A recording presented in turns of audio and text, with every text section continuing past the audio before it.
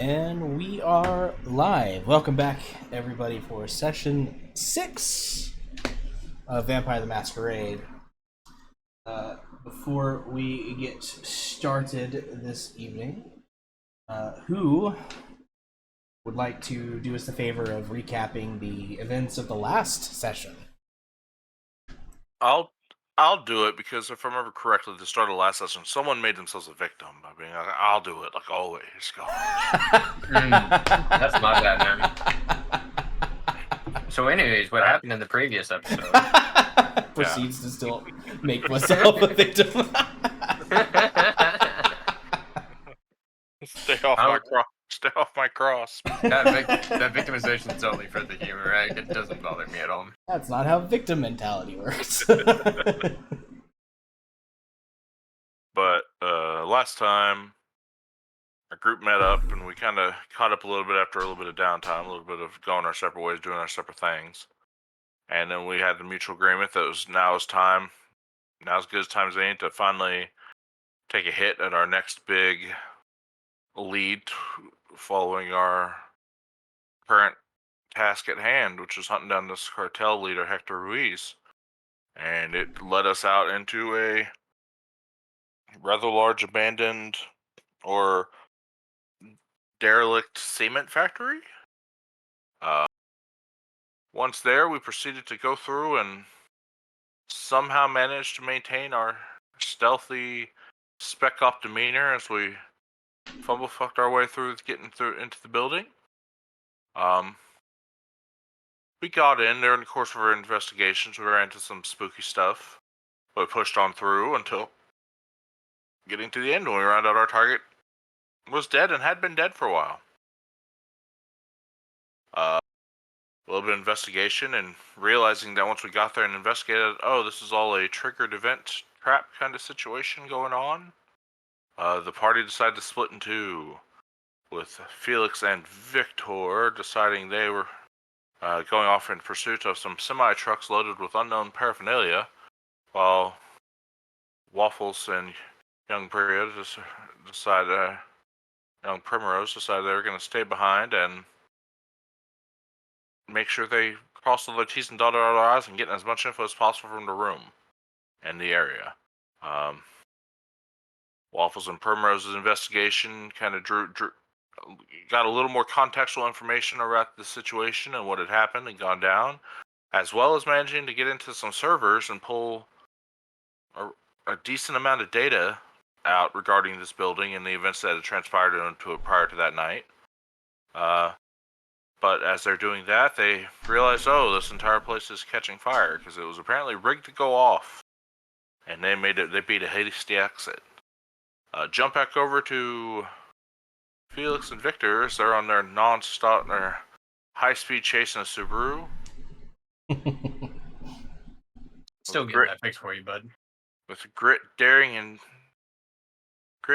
skill, they managed to keep up and even get Victor on board one of the semi-trucks while it's going at high speed down the highway, where he was confronted by a dark antagonist.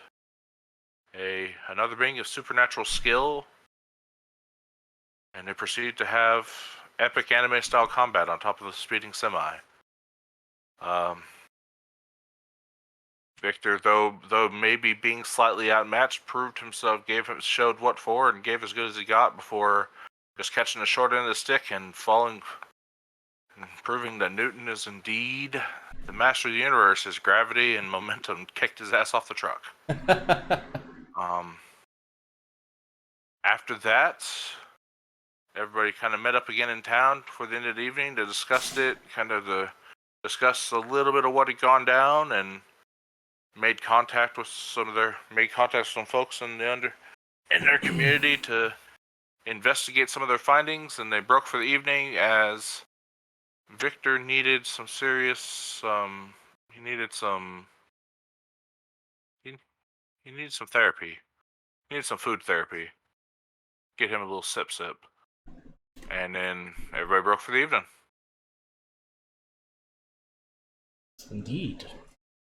Indeed. So, we'll pick up at the onset. Well, I think actually, based on where things are, we'll pick up very shortly after everyone disperses. I think many of you, not all of you, but many of you probably need a bite to drink.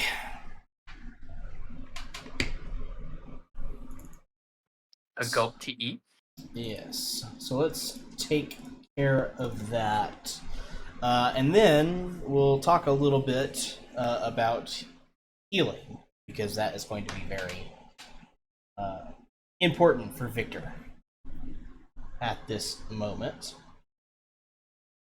So, I am assuming you guys are going out to find some food, namely Felix and Victor. All right. Yep. I'll pull up my cheat sheet here, but it's going to be your predator pool, which for Felix, it is going to be Sandman, Dexterity, and Stealth. Victor, you are Alley Cat, correct? Yes. Yours is going to be Strength and Brawl. Or am I breaking in for this food? Typically speaking, yes. Okay, I'll activate that modifier then. Oh lord. 4 is enough for the both of you. So you were both successful in finding food. So when it comes to drinking blood, each time you hunt and are successful, you need to choose how much blood you are willing to take. 2 hunger's worth of blood is the maximum amount that you can take without risking any damage to the person you are drinking from. You can take more. However, if you take more, that's going to start potentially harming or even killing your victim. Of course, if you drain your victim completely at your current blood potency, it is enough to bring you down to hunger 0. Yeah, I'm only gonna be taking two pips worth. Just 2? Just enough to take a little bit of the edge off? Does the amount you drink affect how much you heal, or is this a completely separate thing? So, the way healing works, and we can talk about it now. You probably want to get some blood in you first, but the way healing works is for every point of superficial damage, that's the boxes with the single line through, you make a rouse check for each of those boxes. And you heal regardless on whether or not you pass or fail that rouse check. It just means that you have a potential to get hungrier for each box of superficial damage that you heal. For aggravated damage, of which you have 1 box, you have to make 3 rouse checks to heal that 1. The problem that you're facing right now is that you're at hunger 4. And if you hit hunger 5, there is a good chance that you're going to fall into what's called a hunger frenzy.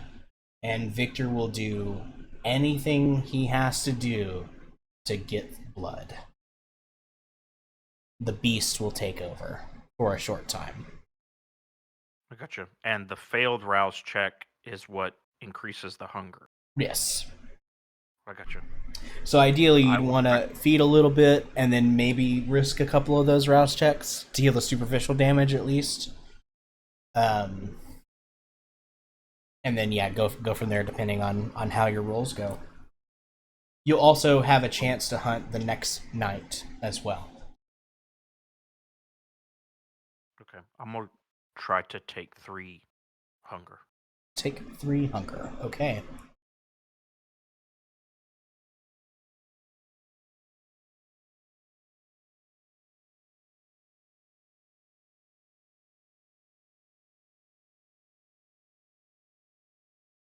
just a random dude.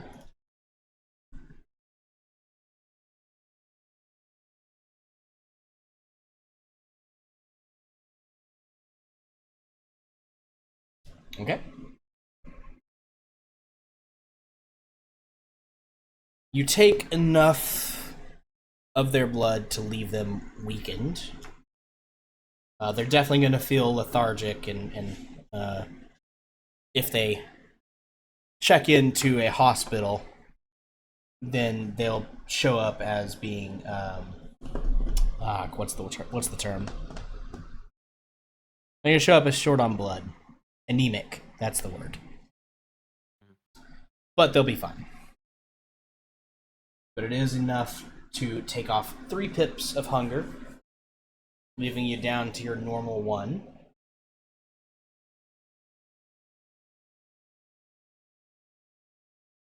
And let me just verify there's not any, like, other things for healing. This is the first time we've had anybody actually get hurt.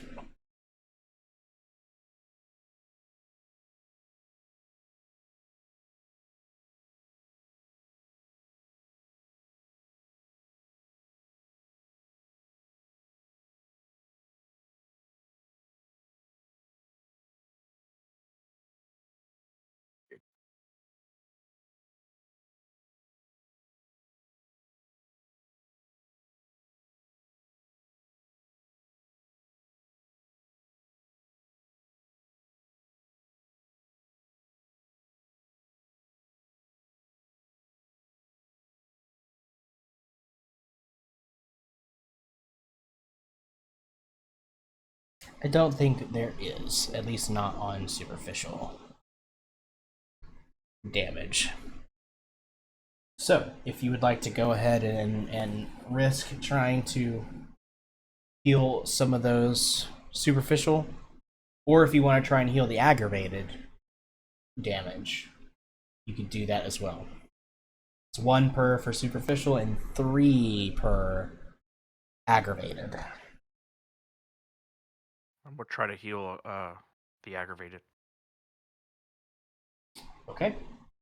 So do I roll 3 hunger dice, or do I just roll rouse checks 3 times? You're going to roll the rouse check 3 times. Good, good, and good. So, what you do is you concentrate on that gaping wound in your chest where he had been stabbed with that ritualistic looking dagger that you still have on your person. Concentrate on it, and you will the vitae inside of you to mend your body, and you watch as the flesh begins to knit itself back together, leaving no trace of any injury whatsoever.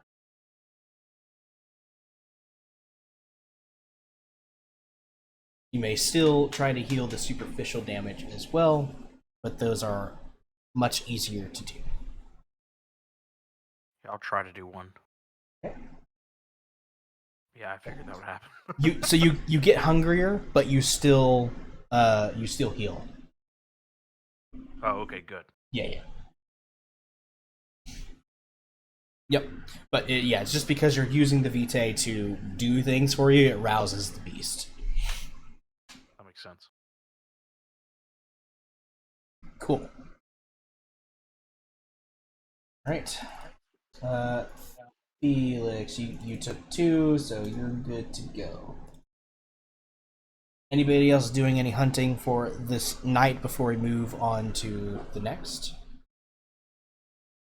No, not waffles. He's got a truckload of contraband he's worried about. Fair enough. Alright. Nope. Yeah, Primrose is doing pretty good, although when you return home that evening, you do have to do something about the blood-stained clothes that you're covered in blood and gore. Do I have a backyard? Just throw the whole outfit away. You could I'm probably discreetly get rid of it if you needed to. There are What ways. if the cops come and then they They dig it up. No, never mind. Do I have a washer, dryer? You probably have a washer or dryer. Well, that's a good question. Would you? You don't really. No, you still need one. Yeah, no, you probably have a washer and dryer. Okay. I pray for it and throw my clothes in. Hope you weren't attached to that particular outfit. It might be a little difficult to get all that blood out.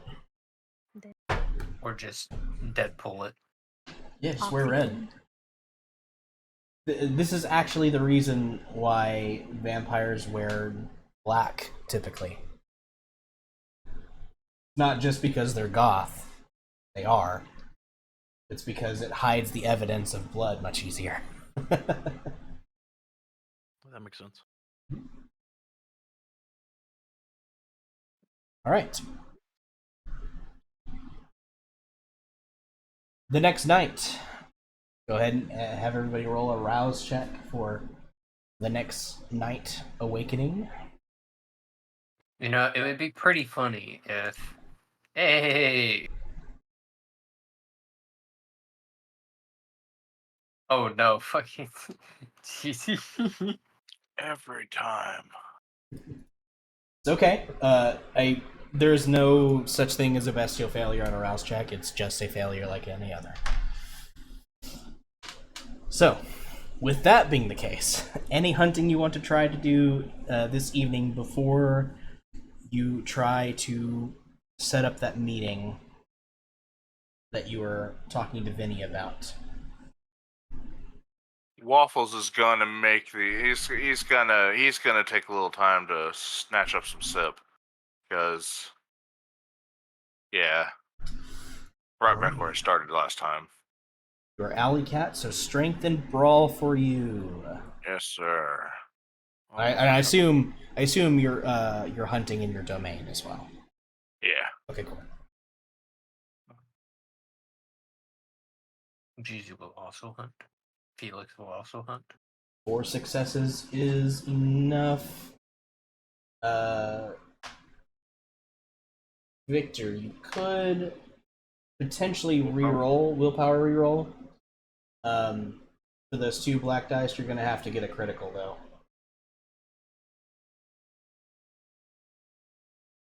Not as much luck this time around.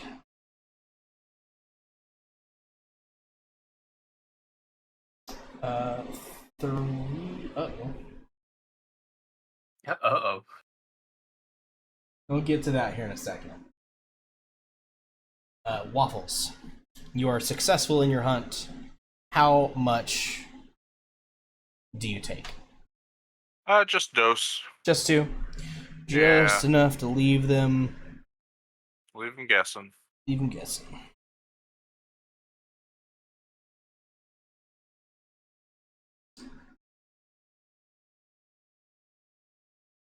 Alright.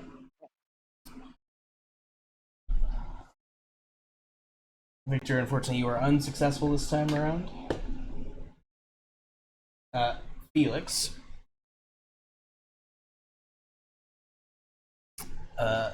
Fortunately, that does count as a bestial failure.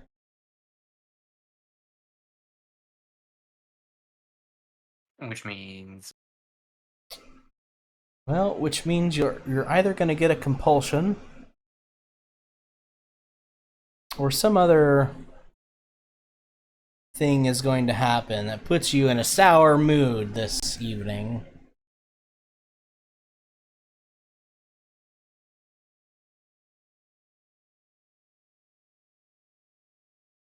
I mean, I do like Granny Smith apples. Wait. Roll a d10 for me, please.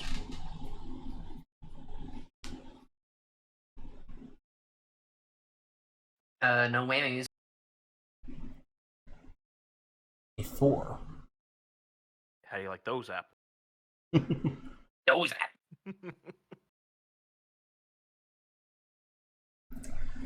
You are suffering under the compulsions of dominance. Your beast, after the events of the previous night, is a little upset. A little upset that things didn't go your way, that you lost. That the bad guys got away, leaving you in a sputtering car to chase after them once again. Yeah, it's not a good feeling. Yep. So, for your next interactions throughout the night, are going to take on a semblance of a competition. The beast needing to do anything to be the victor and to rub it into the loser, basically. While you are under this compulsion, you're at a -2 on actions that avoid establishing dominance or challenging authority. And you are unable to use teamwork. You need to win, and you need to gloat that you won. That's fun. That's the first time we've had that come up. It's so against my nature. Oh I dear. know. I know. All right. Well, if you never experiment, you never know. So, with that being the case, I assume we're gathering at the Whataburger. It seems to be the kind of thing. Yeah. I would like to spend some cash to purchase a new Subi. Okay. Using your resources to Yeah, I'm purchase at- a new vehicle. Does that put me at 3 resources, or is that? You have the resources to be able to handle it. Okay. I text Victor. Hit him up. Remember what I did to your whip? I have a replacement. Send it as a text message to him. Okay, just tell me where I could pick it up.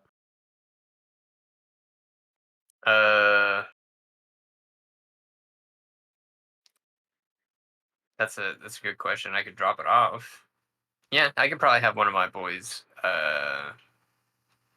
Yeah, one of my boys will drop it off at like whatever address that you want. Sure. And then I'll text back the corner of 7th and Armada. I send that message to my ranch hands, and they'll go and drop it off. They'll take 2 vehicles. They'll take the Subi and their car, and they'll drop it off for you. Right away, sir.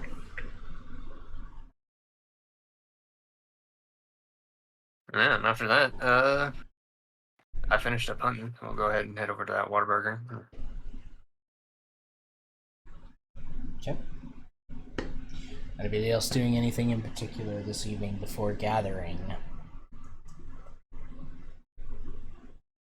Just gonna wait and see them drop off the car and leave, and then I'll send a group text just saying like, I have wheels again. I'll be on my way to the Whataburger.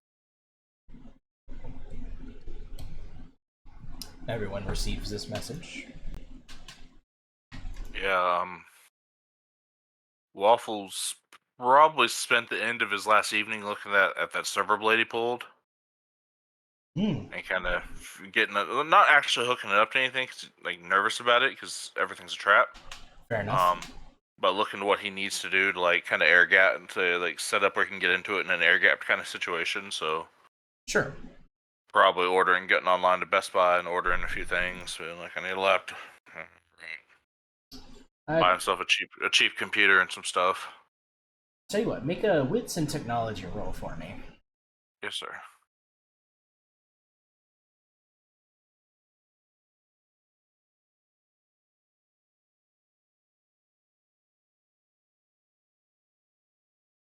Four successes. Based on the way that you retrieved the information, basically what you have is the camera footage from the CCTV setup that they had, the one that they had put in themselves.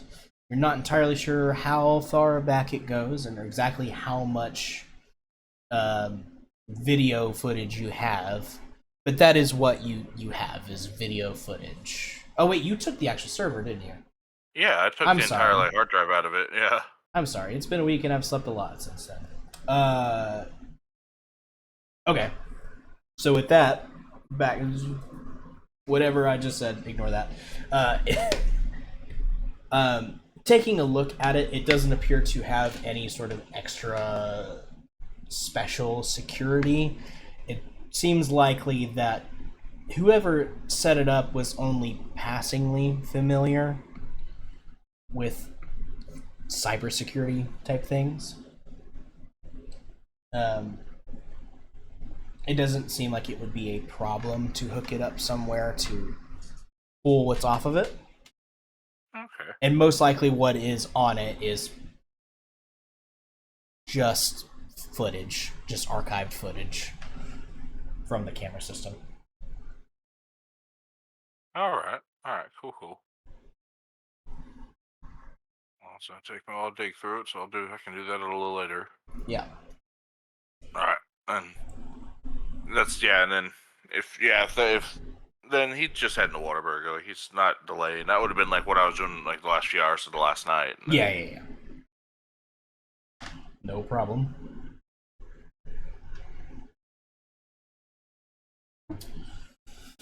Everyone pulls up to the familiar white and orange building. The parking lot, as always, is relatively busy at this time of night. It's that strange hour between dinner time and the time when the bars let out.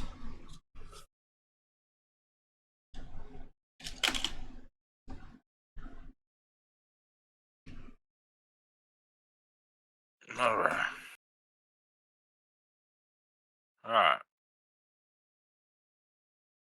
Victor, of course, pulls open his new set of wheels. 98 Subaru Outback. It'll do. Ain't nothing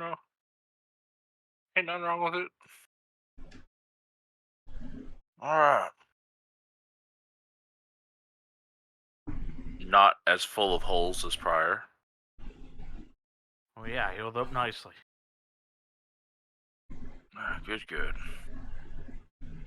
Well, good to see her on the mend. I reckon we'll probably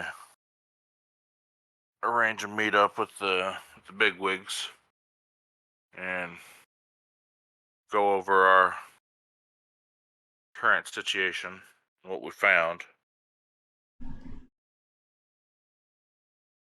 Yeah, I'd be interested to know more about that skull you got. Yeah, that one I'm a little nervous on. I need to. I'm gonna ask them if they have anybody that can help look into that one for not too expensive a barter price. I'm curious about it myself. I know enough to be cautious of it, just because it was obviously put there to be found.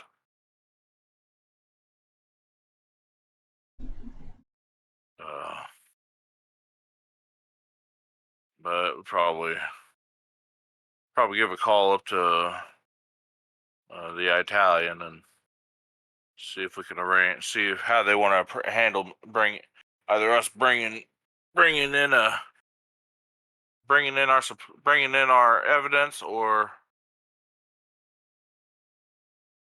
meeting somewhere on a neutral basis to look it over, just in case it explodes, because it's actually like some voodoo witchcraft BS.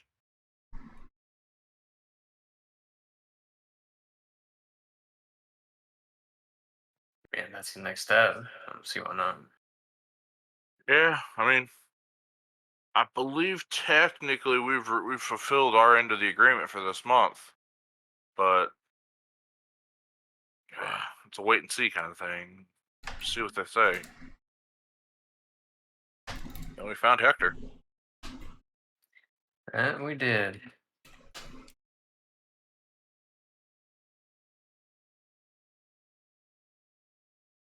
Also, we know we have physical and eyewitness accounts of the fact that they're working with people with some extra special abilities. Yeah, definitely.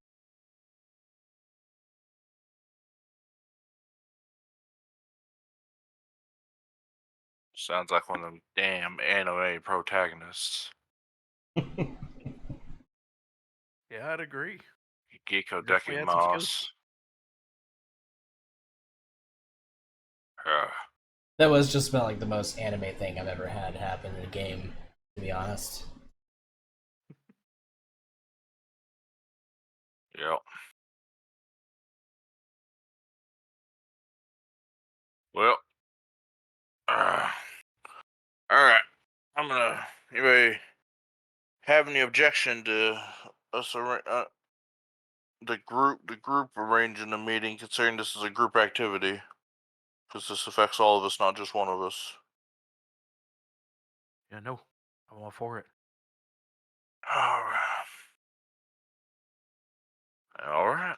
And at that stage, Waffle will very calmly just pull out a cell phone and be like, "All right." It has big letters. You'll see the Italian scrolled on it. He presses a contact. It's spelled EY Italian. Italian. Yep. It only takes a couple of rings for Vinny to answer. Hey, Waffles. Howdy, friend. I know we spoke a little last night. I was gonna say, I think we got some stuff to bring in, but some of it's shifty. A little bit of that mumbo jumbo tied to it. And I don't know if they want us bringing it in. The other part is it's in a cooler.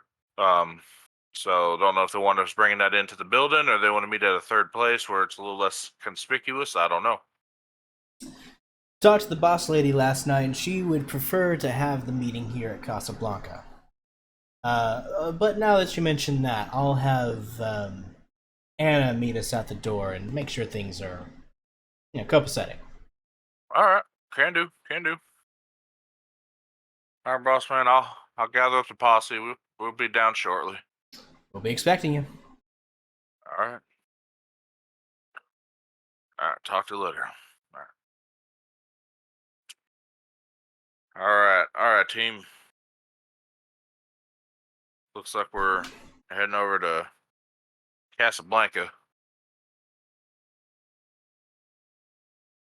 Sounds good. Like the actual White House. Mm-hmm. No, Oh, Casablanca. Never mind. the hotel. I have no reason to go to no government facility. Sure, you'd love it. Waffles, you receive a text from Vinny that simply says parking garage entrance. All right. I'm assuming it might just be for me, but I think we're going in through the parking garage, so. Let's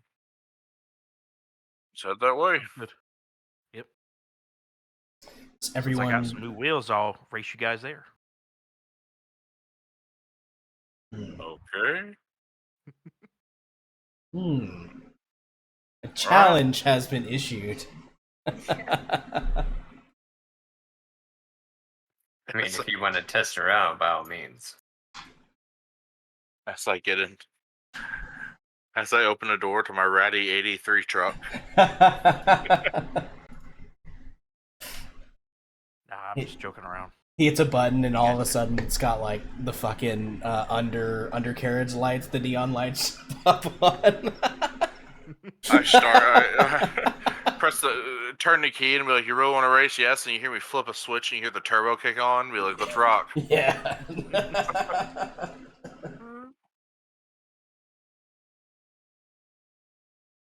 All right. Everybody driving separately, or If we all got cars, I mean, Yeah. Primrose need a ride. How did I get here? I I assume. she just snaps to her senses in the parking lot. Where Where am I? Yeah, let's assume Felix picked me up. Sure. All right.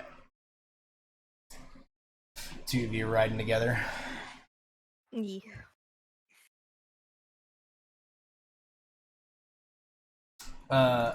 Primrose, Yes. make me a wits and insight check, please.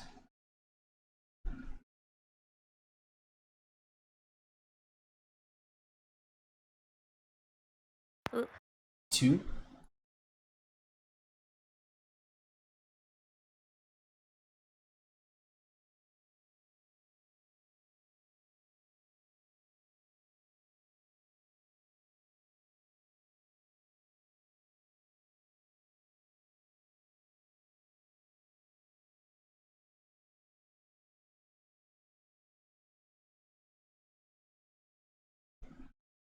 Nothing seems out of the ordinary. Okay. Well, let's just say in the past. This was the past. I hopped into the car, opened the glove box, and put a piece of paper in there. Yeah. Yeah. Is this that waiver you keep talking about? Yes. And it says what? Something written in pencil. Don't worry about it. I was about to ask, is it actually a waiver, or is it something else? Find out in the next episode. Oh, interesting. All right. I'll need a reminder. I'll probably forget. That's what notes are for, my dude. Yeah. 78 bold point underline font. Check note next session. This is explosive runes. Damn. Glyph of warding and vampire. No. Alright. So, you all drive your way over to the now familiar parking lot of Casablanca and head down to the parking garage, where you can see Vinny, Anastasia, and a small group of the armed guards who maintain a watch over the Casablanca and its grounds, waiting patiently for you.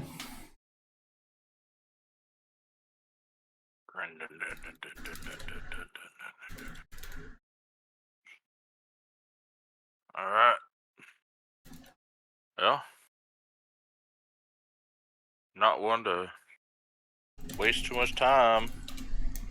Waffles whips in and gets out and rolls down a window so his dog can get out if he needs to, and then opens up the tailgate and pulls a red Eagle cooler and a duffel bag to the back. And picks them both up and just walks over to the group, or walks over to the waiting gathering. I'm assuming around the same time as his friends are all rolling up and doing the same. Yep. Well, once everybody's piling in. Well, good evening. I brought the group here has brought two things, and might be some conversation going about them here in a little bit. But one, he taps the cooler. a little bit spoiled, but like got a little bit of Cabeza de Ruiz right here. And this is what I was worried about more so than anything. And he pulls the duffel bag out and he's like, I don't know what it is. I know just enough to know it might be fishy, it might be dollar store, but I wanted to have someone check before I just walked into y'all's house carrying this. As he sets it down on top of the cooler and then opens it up and kind of flips it open where people can see it. Okay. And that's just that ruined skull. Vinny and a couple of the other guards kind of lean in just out of curiosity, but don't seem to recognize it in any way. Anastasia takes a more leisurely approach, kneeling down and taking the skull out of the bag, holding it up to examine it. Let's see. She is going to do a thing. It's a mimic. It's a demi-lich skull just activates suddenly. Starts cackling and casting Finger of Death at everyone. This has no effect because we're all dead already. It's Well, papyrus. shit.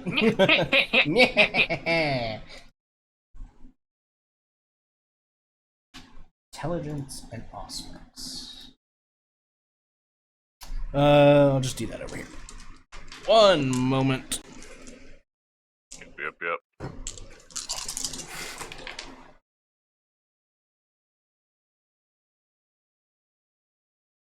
Seems important.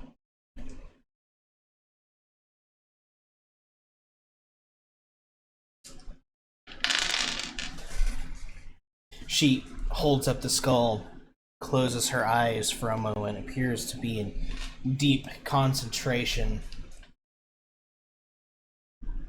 And after a moment, her eyes snap back open, and she looks puzzled. Well, I don't know if I can tell you rightly what this is, but I can at least tell you that it's not inherently dangerous. So, Alright. I think it's safe to bring inside. And she puts it back into the duffel bag for you and zips it up.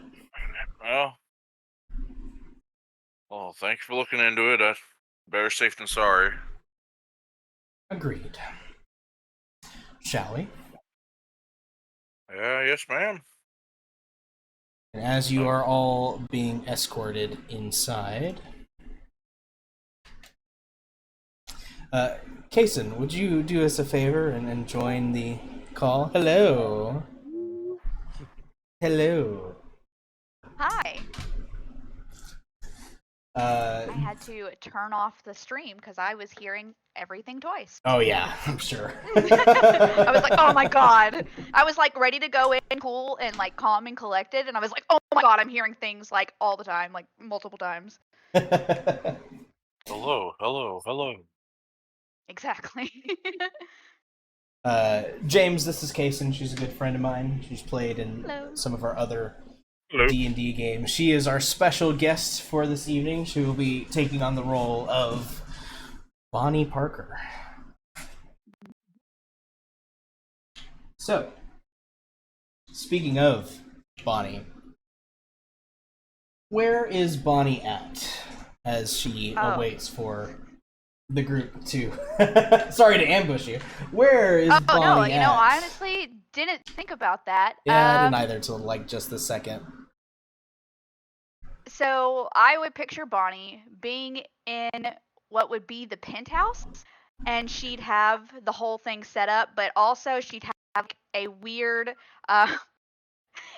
desk in the middle, like the entrance, kind of like when you go to like a front desk, but it's like her desk, you know, like right there. She's just sitting in her front desk, just waiting for you to arrive. And the penthouse is gonna have like an elevator that goes straight up to it, so it's like when they open up the elevator door, it's like, hello.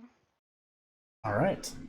So as they are ushered onto the elevator, they are joined by not only Vinny and Anastasia, but also they are joined by Miranda, who greets you all quietly. And Howdy. as the elevator goes up to the penthouse floor and opens up into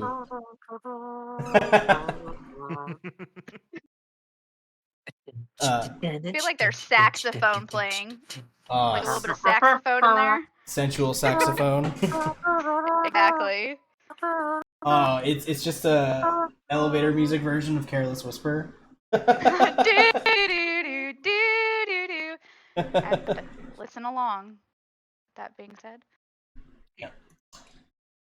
All right. So as the doors of the elevator open up into the lavish room which you have just described, would you describe the person that they are seeing sitting behind the desk? So you're gonna see a really beautiful woman. She is blonde. She has a pinstripe suit on. It's fully white for the most part, but other than the pinstripes, and she is smoking a cigarette. She got some big DSLs, if you know what I mean. I mean, that's not inaccurate according to the It's not. There you go. Someone's like, remember, just if you need help, here's the picture that we have for her. And I'm like, yep, I'm just describing honestly.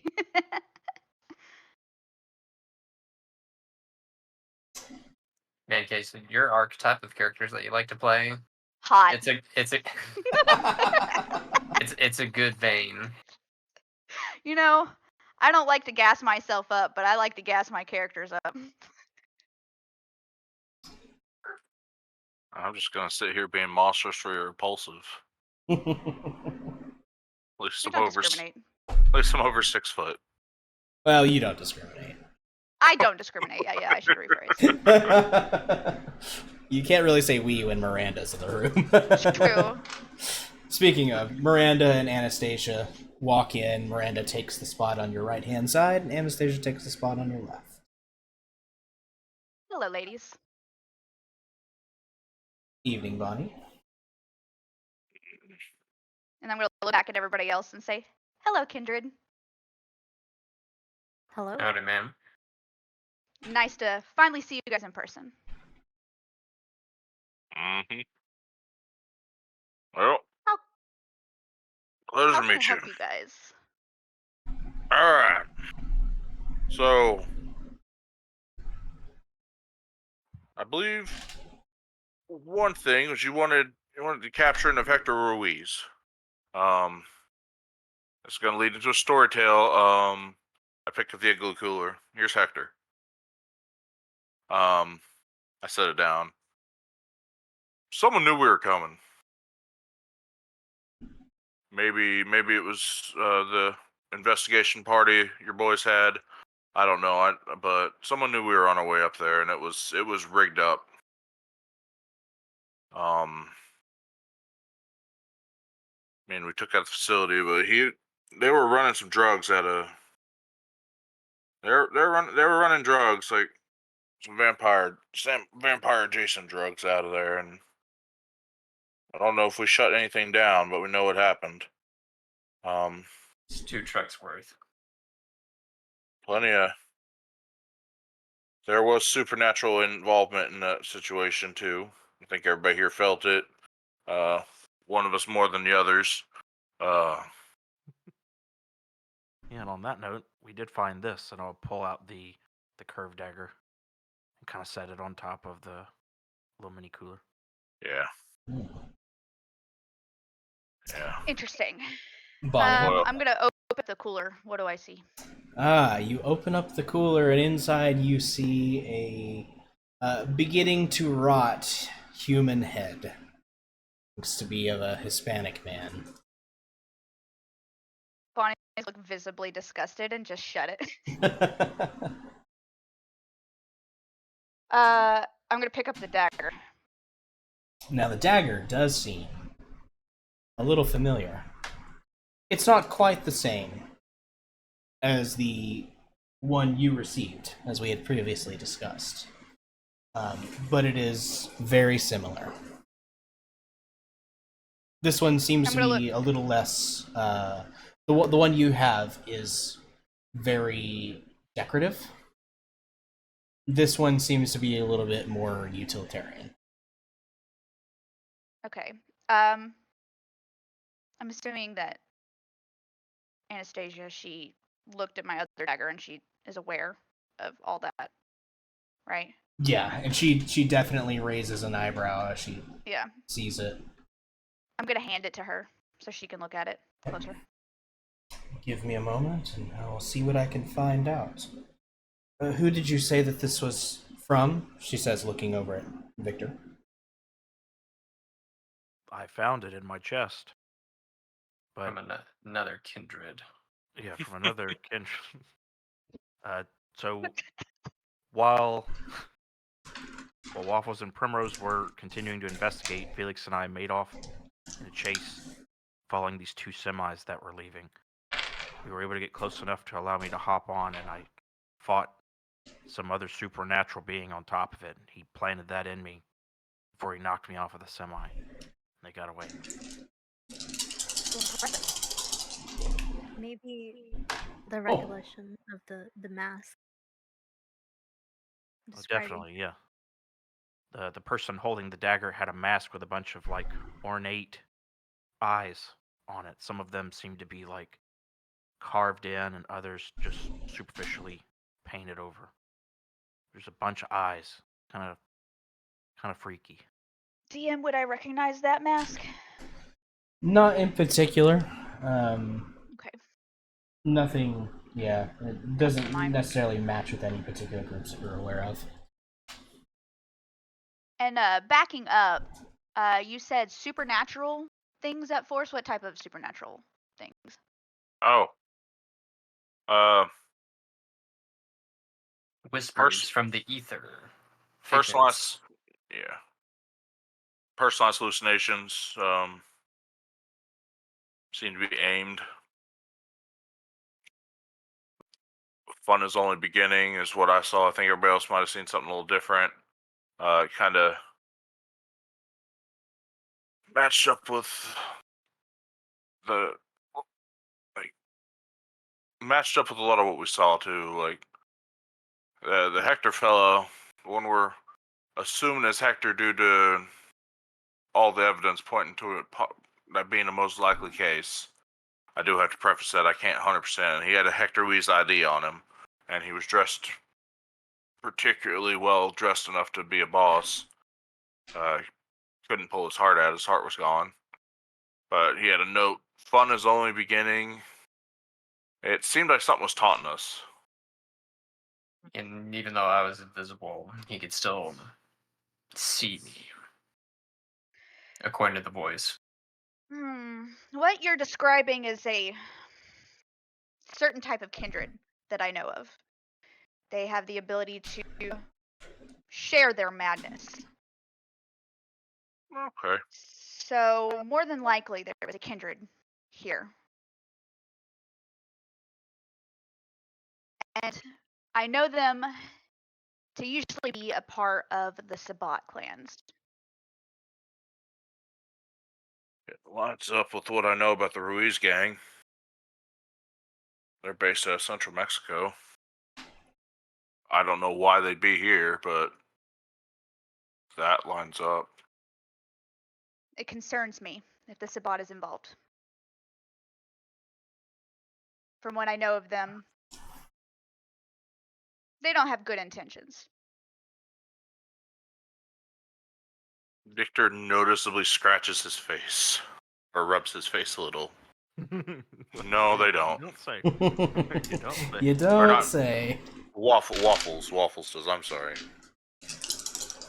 Waffles. I noticed that. I went to try to figure out why he scratched his face. Waffles has like crisscross burns all over his face. Nosferatu, so he's malformed Mhm, by right. nature, but he's just covered in burns, and it looks like someone put a waffle iron on his face almost, or like a mesh, a red hot mesh. So you're not a fan of the Sabbat either, I see.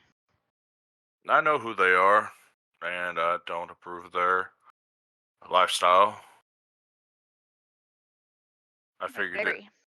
it was them whenever I found out it was our kind running drugs. So they're the ones Drugs that is do it. one thing, but the supernatural really, really concerns me. Concerns you as in you want it off your property. Yes, and more than that. So I fear for more than my property at this point. But that's speculation. We have to figure out if it is a Sabbat and what they're doing with this mumbo jumbo. I don't want to get a few steps ahead and worry nothing, essentially. Bonnie, there is one additional detail that was brought up that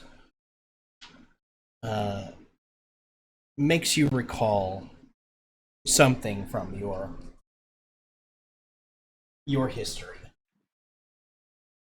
The fact that this Hector Ruiz had his heart removed. It's a interesting fact. It's an interesting thing to find. You know of a particular subset of Hecata that operate out of Mexico. And at times will ally with the Sabbat. And with the Putanesca. It is a family called the Pisanon.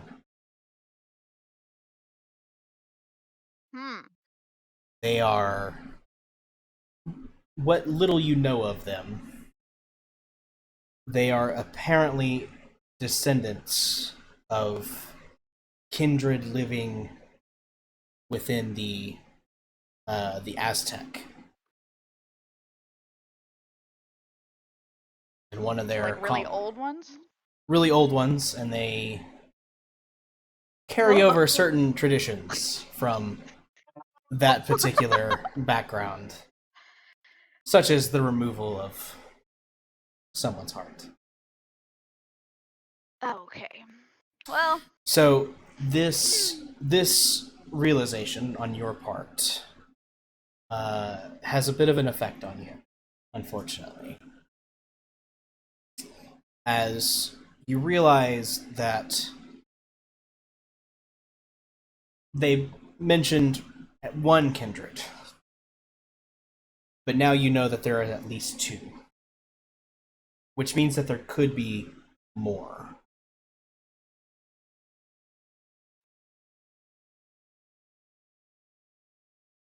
A troubling thought, to be sure.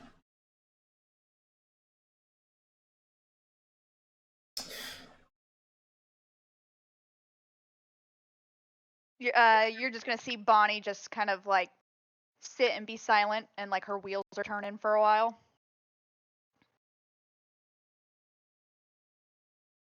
Well,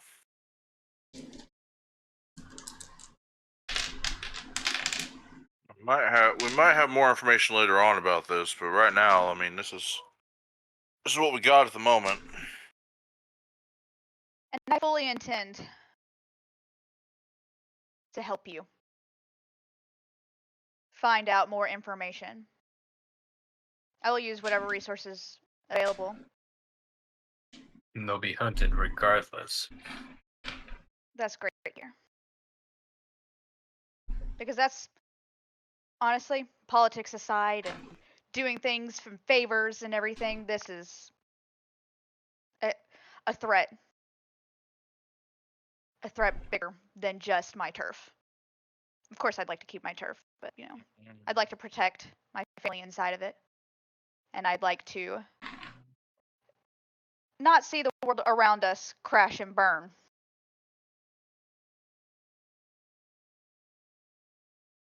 quite fearful. Yeah. It's understandable. I mean, that trap was laid out for us. It wouldn't have been terribly hard for random Joe Blow sheriff to have stumbled into that either. It wasn't like there were locked doors or anything. No, these people don't care about keeping up the masquerade at all. In which case, we'll need a lead. Something that ties them to whoever it was that laid out that ambush. Something that's beyond the Puttanescas. I'll have to put my resources on and find the information for sure, but I can direct you into a location and people to talk to while that is cooking, per se. Felix whips out the notebook. So, I know of a guy named Mikey. He's a Nosferatu. He's the guy who knows the knowings of things around here. Does he actually have a nose? I cannot confirm. I haven't seen him in person. Of course, Waffles, being a Nosferatu, even as new to the city as you are, the name Mikey is known to you. He is the acting primogen of the Nosferatu in the San Antonio branch of the Camarilla. So I've at least met him in a cursory, hey, I'm here sense. You may not have met him personally, but Directly? yeah, he knows you're here, and he knows that you are aware of him, because that is just how Nosferatu roll. Mm-hmm. I've made my presence known, and I know who he is.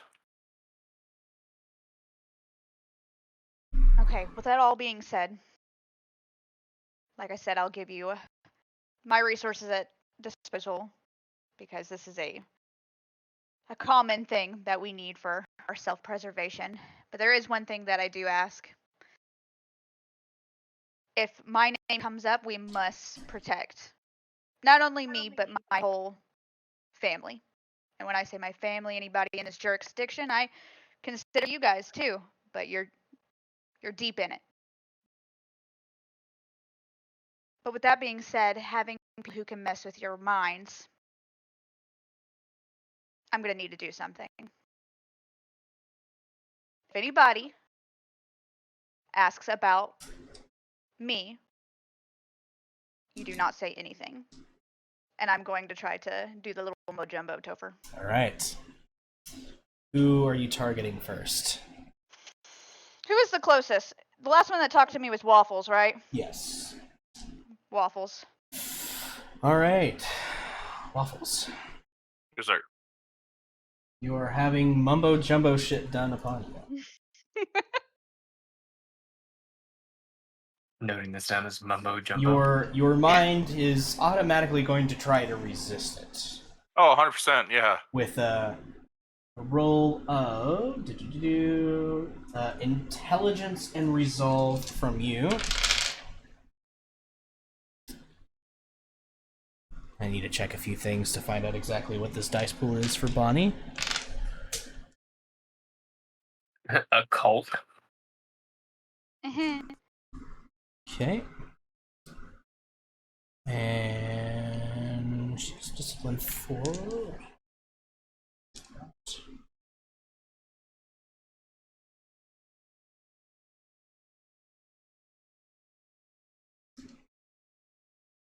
Oh.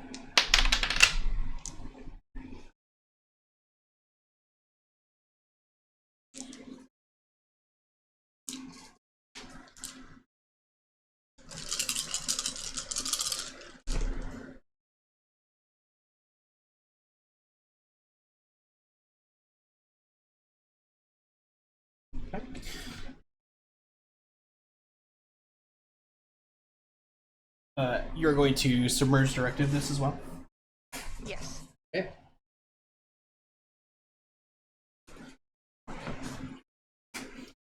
Waffles, you feel a brief stirring in your mind that's not yours, But then it fades away, and everything seems fine. Who's next on the list? I'm gonna look out. Do you have to like touch them or anything to do this? Eye contact. Eye contact. Okay. I'm gonna get up and like walk in front of my desk and kind of like lean back on it, and I'm gonna kind of look at one of them to kind of gesture who's next.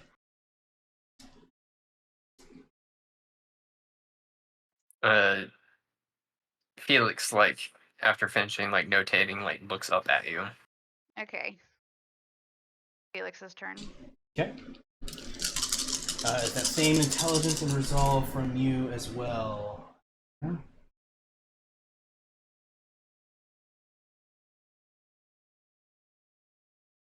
God damn. Likewise, you feel a sensation in your mind. You haven't felt this before.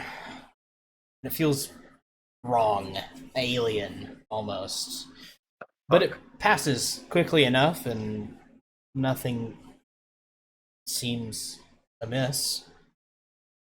Does Felix look weird whenever it felt alien for a second? You see his, like, brow furrow at you, and there's, like, a sense of, like, questioning as well as indignation as to what has happened to him. He doesn't understand exactly what has happened, but he knows something's occurred, and you're responsible for it. That is a I safe know. assumption. It's super uncomfortable, so I hear. I'm sorry. And then I'm gonna go over to Primrose, a little bit closer to her, and just look at her if she's looking at me. You do. Eyebrows. I'm just kidding. Eyebrows, eyebrows. Same roll from Primrose. Resolve and wit. Resolve and intelligence. Intelligence.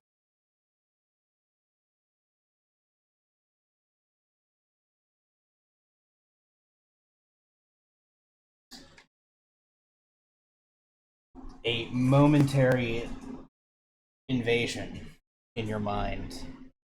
Like a voice that's not your own. And then nothing. Okay. And then I'm gonna grab something off my desk and walk like to Victor. Hmm? As a show of good faith. This is for you. I'm gonna hand it to him and look him in the eyes and do it to him. Okay. Same roll from you, Victor.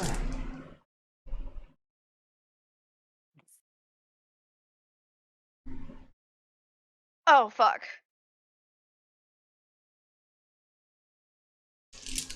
Do I explode? No, not. That would be awful. Roll a d10 for me. Have you healed before this? I missed if you got to fully heal. 10. Okay. That's really good, right? That's really good, right? It could be right. really good or really bad.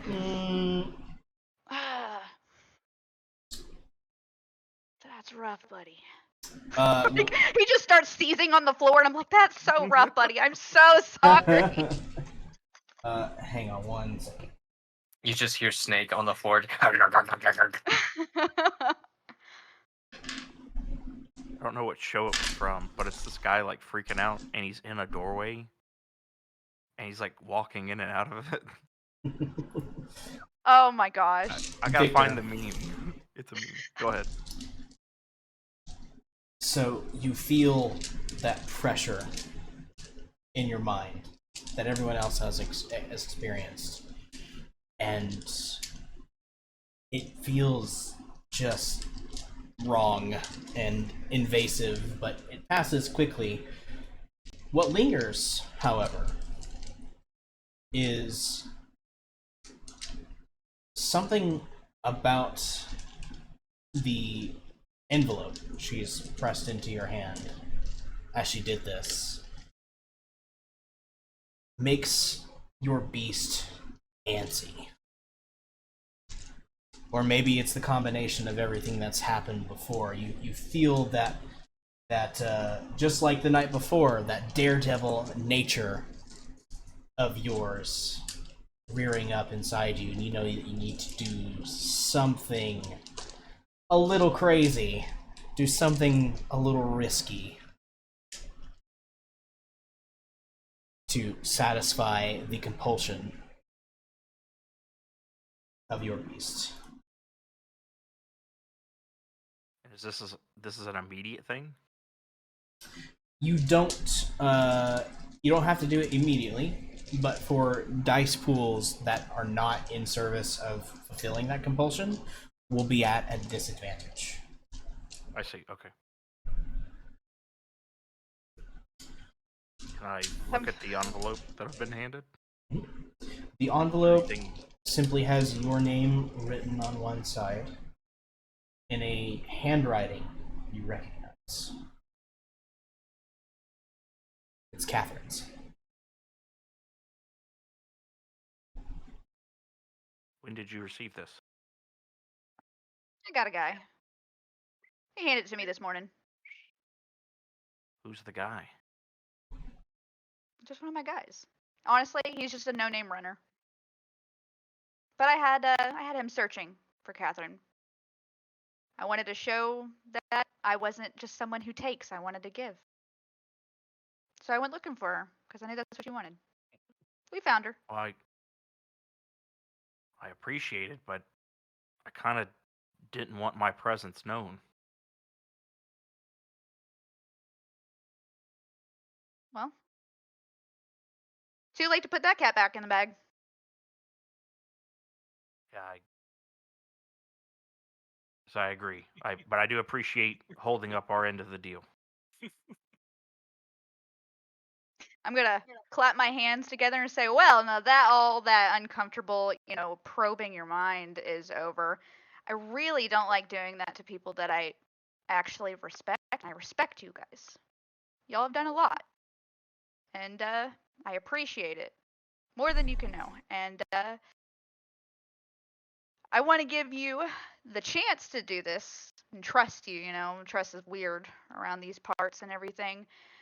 But since they can do mumbo jumbo too, let's just cross our fingers that when they try to probe your mind, if they do, that I'm stronger than them. And I cross my fingers. And then I go sit back down. Of course, speaking of the mind stuff that you just did on them, it has its own cost to you as well. You can feel your beast beginning to rattle its cage, as using that power several times in a row has tempted it and made you a bit hungrier. Nothing you can't manage, nothing you're not used to managing. But you will probably need to feed from your preferred source before the evening is out. Well, I'm a little peckish. Is there anything else I can do for you guys?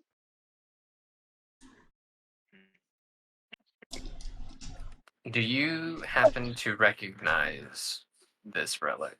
Not relic, but just this rosary. And I'll pull it out, the one that I found in the barn door. Do I recognize it, Eyes in the Sky?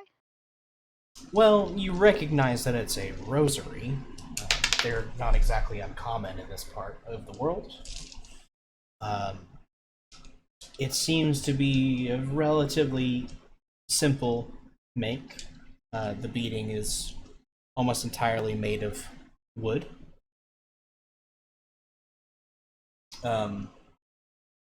However, Anastasia, who has been kind of standing in the corner, eyes closed, holding the sacrificial dagger, finally opens her eyes and kind of has to lean against the desk for a moment before she puts the dagger on the desk and kind of slides it back over towards Victor.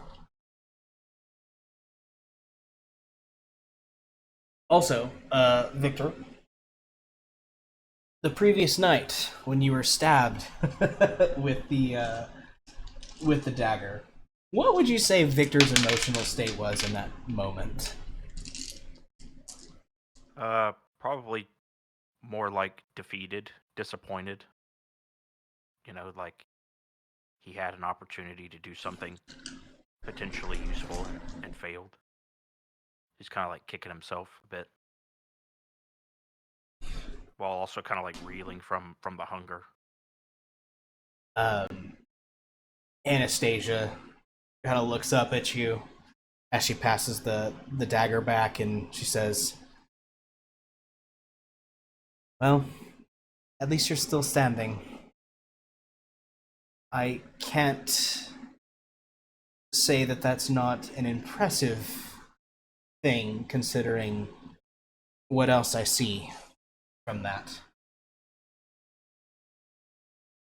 The owner of that blade is dangerous."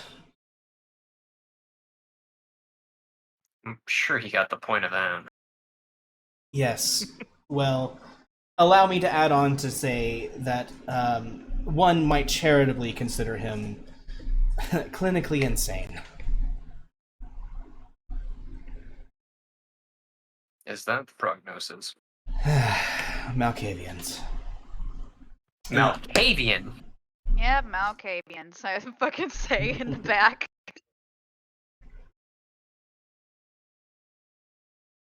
Yes, the one you fought was a child of Malkav. The effects that you were experiencing are a discipline particular to them, and especially in use amongst the ones that align themselves with the Sabbat. It is known as dementation. He was, in effect, passing his madness onto you for a short time to mess with your heads.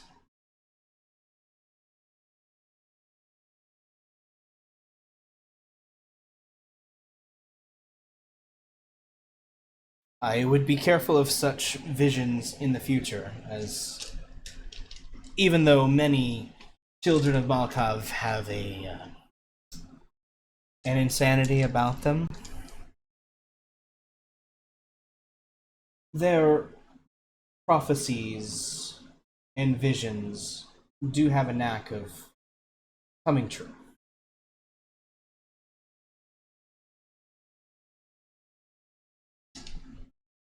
That is both haunting and horrifying. Agreed. Now And you wouldn't happen to know anybody who was looking for a gig, somebody of the occultist sense that could probably give us some more insight, or at least being in the field with us if we were to tackle such a challenge again?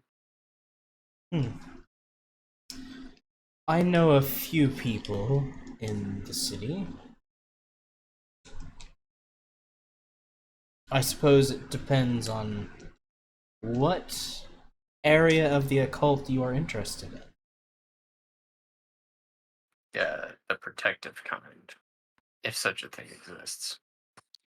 I'm not very knowledgeable in that field. You were speaking of wards.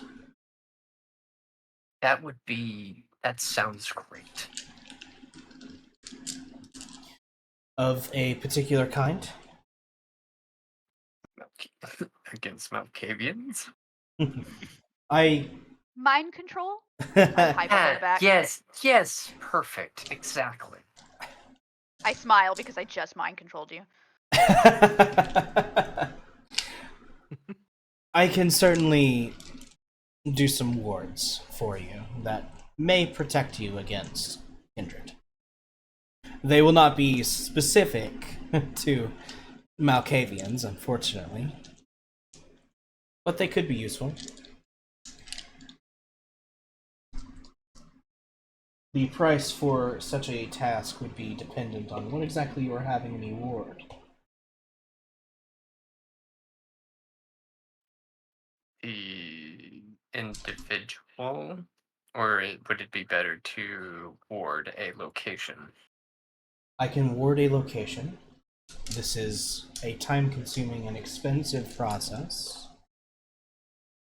I can also ward objects. this is much easier. And warding the object would encapsulate that warding onto the object, so we could just trade it around whenever we needed it. It would make it difficult for difficult or downright painful for the target of a ward to interact with that object.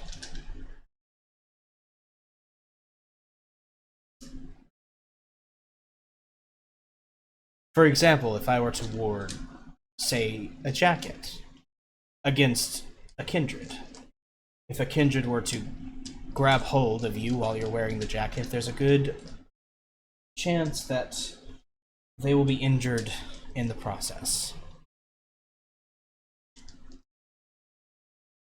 Interesting. How about I ship some clothing here for you to ward at a later date? And of course, you could notify me of what you would like to be recompensed as such. She looks over to you, Bonnie, as if asking for permission. I nod. Then we have a deal. We'll discuss more about the specifics at a later time. I heard something about a rosary. I'll lift it up. May I? She holds out her hand. I gingerly place it onto her outstretched palm. Waffles does not like it. He shifts a little bit away from it as it passes by him. He does not like the rosary? Yeah. Interesting. Bonnie notices it and giggles. Felix. Catholicism is pretty weird. Yeah, I was like, Yeah. God, am I right? That's what I was thinking. The last significant memory that you can think of regarding the rosary. In that memory, what would you say is the prevailing emotion within Felix? Or rather, what is the prevailing emotion from Felix in regards to the rosary? There will be a dinner plate of fear of an outcome that is not within his control, with side dishes of inferiority and contempt for his current situation. There's nothing that can be done for it. It'll be feelings towards parents and loved ones. You see her eyes close for a moment as she holds it, and she seems to almost kind of sway in place as she holds the rosary in her hands until her eyes eventually open and focuses back on you. She holds the rosary back out to you. This makes you afraid. But the one who held it before you felt a sense of love, but also deep-seated regret and a strong sense of responsibility. I believe the one who gave that to you, left it where it could be found, was trying to send you a subtle message.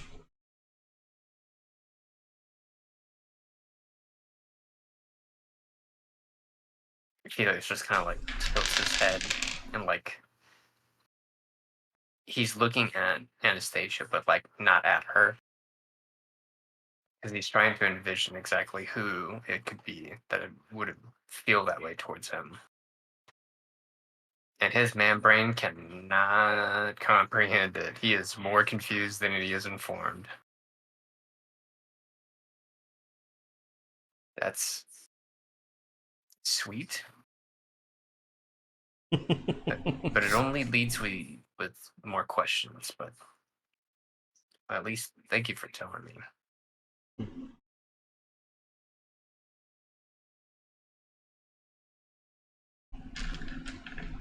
I'll go ahead and pocket the rosary and contemplate it on a little bit more. I'll make sure what we need from you gets sent to you soon. Understood.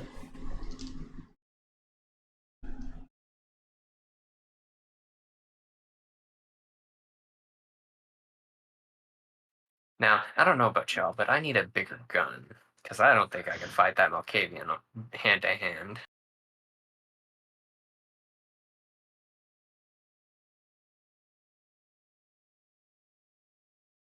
In which case, well,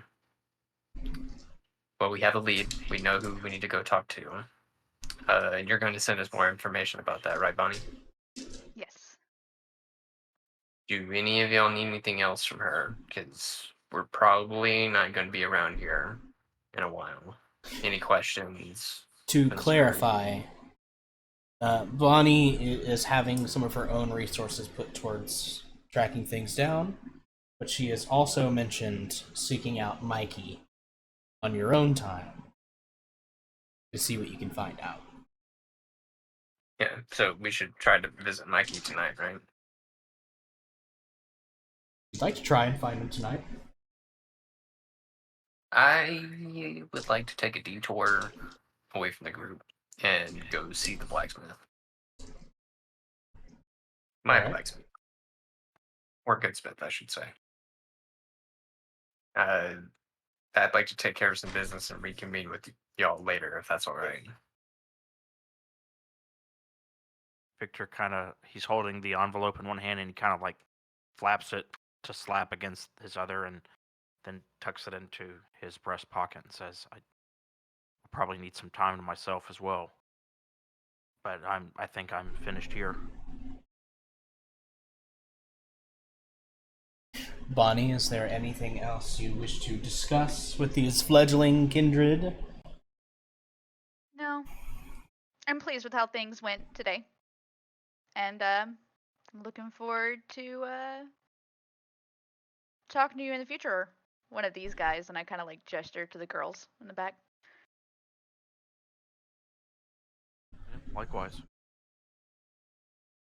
Yeah, and I'll be around too, Vinny says from the corner. Oh yeah, and Benny. And I kind of like do like a cute little shoe, like wave to him. He gets the hint and beats a hasty retreat. Alright.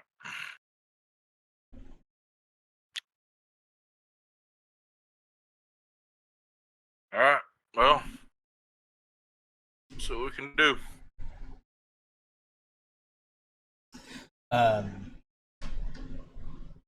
As everyone seems to be kind of getting to the point where they are thinking about leaving, but just kind of standing awkwardly around. We even got the whelp from Waffles there a second ago. He knows something happened. He knows someone fucked with his mind and he's not happy about it. Like I told you I fucked with Waffles' mind. I hope Waffles would know that. No, he knows exactly what happened, but it wasn't like a, hey, can I do that? Like, he's nonplussed. Yes. Fair. But in true Ventru fashion, she rationalized it as it's to help all of us. In true Ventru fashion. I'm a low clan. I don't matter. You matter to me. Miranda gets a message on her phone. She looks at it for a moment and then she steps over to whisper in your ear, Bonnie, that Bianca has some news and would like to have a meeting with you. Bianca, of course, being the kindred that you met maybe a week and a half ago. She is the harpy for the Camarilla. The last time she had come there was to announce the fact that a new prince would be arriving in the city soon, and that more details would be to follow as to call everyone to Elysium for his or her arrival. All right. I nod to her.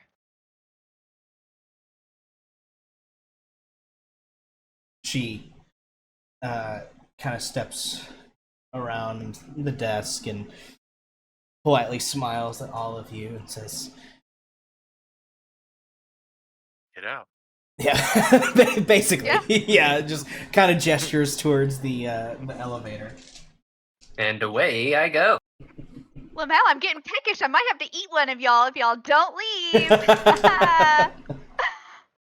They wouldn't be to your taste. No, they wouldn't. Haha, JK, unless. Unless. Y'all aren't my flavor. It's okay. And I took Which that is the way to the personally. Bonnie, you take a seat back behind your desk and await what you're sure is to be a interesting conversation with the Camarilla Harpy. And awaiting news of what these fledglings might turn up. It's juicy. It's juicy indeed.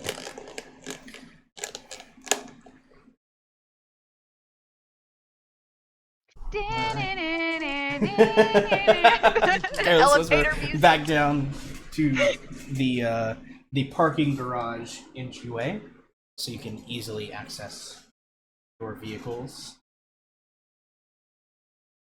Miranda bids you all a good evening, and you are left, just the four of you, in the cold parking garage of the Casablanca. But before we move on, Jason, you're of course welcome to stick around if you'd like.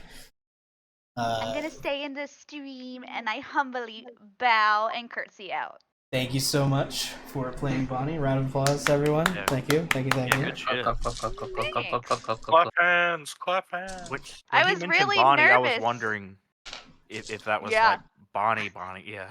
Yeah, it Yeah, was so me. where's Clyde?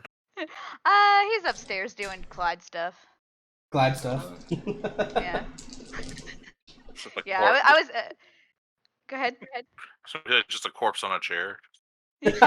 Basically, yeah. He's just doing Clyde stuff. I just got him in like. Have you guys seen Riverdale? Probably not, but she was crazy and she put her twin brother in like a wheelchair and she like talked to him every day. So yeah, he's just up there in Oh, closet. God. I talk to him every day. Just vacuum But yeah. seal.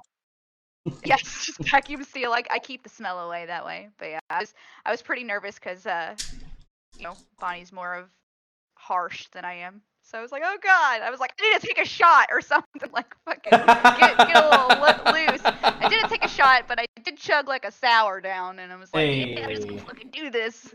Yeah. Nice. All right. Well, Good thank night, you, everybody. Kason. Good night. Good Good night. night. Fun. Pasta. Right. I'll have fun shooting whoever stabbed Victor. All right. So, you're left in the Casablanca parking lot now with some new things to think over after an interesting meeting with the boss lady you've heard so much about.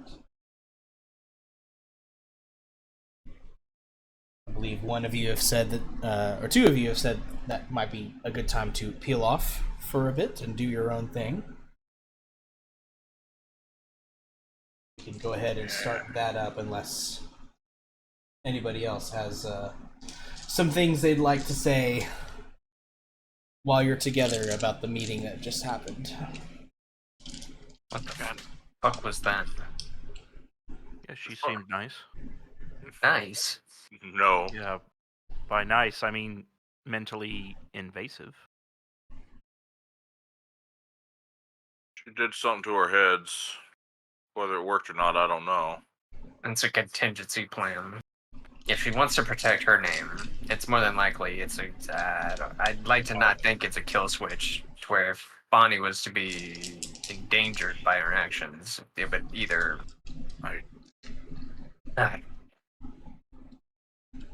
It's a matter of principle. I don't like it.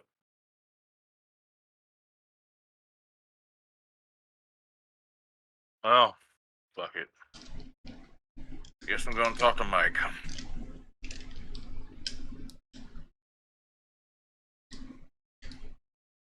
I see what this is all about, and I'll pat my chest pocket. Yeah.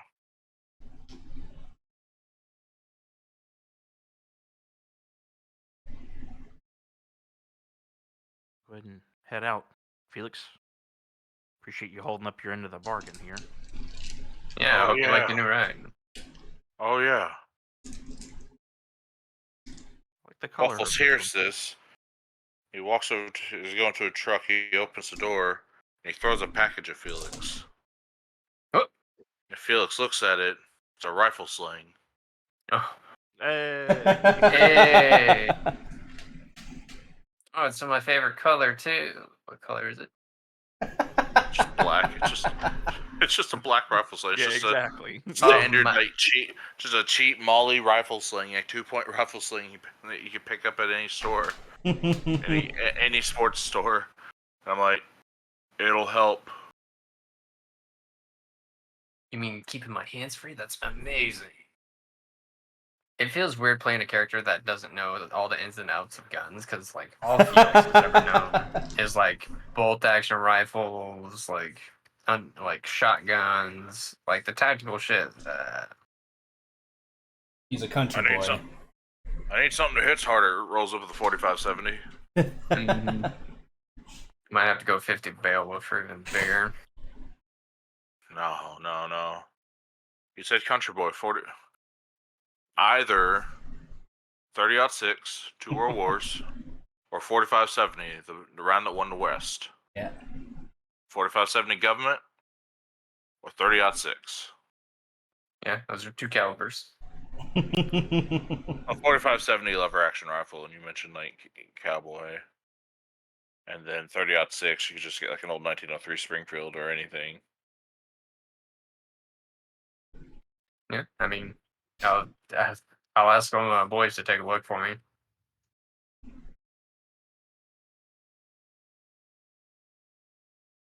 It's how hard do you want to hit? Like, you just want a rifle? You want a semi-automatic rifle? Do you want something's gonna bring down a bear? I mean, I'll get that figured out with my guy. But I primarily just use bolt actions. All right. Ain't nothing wrong with that.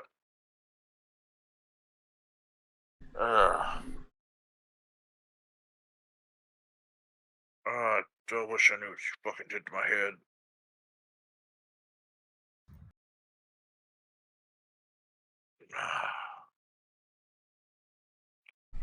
In which case, I'm going to go ahead and Primrose, are you riding with me or are you riding with somebody else? I pull out the paper. You're responsible for me today. Just kind of like narrows his eyes a little bit, shrugs. Yeah? All right. With me, you go then. Maybe I can get a bulletproof vest or something. It Wouldn't wouldn't be a hurt. bad idea. Yeah. All right. So everyone loads up into the vehicles and begins to go their separate ways for a little bit. Waffles, Yes, sir. was your intention to try to go right to Mikey? I'm gonna head to the Warrens. All right.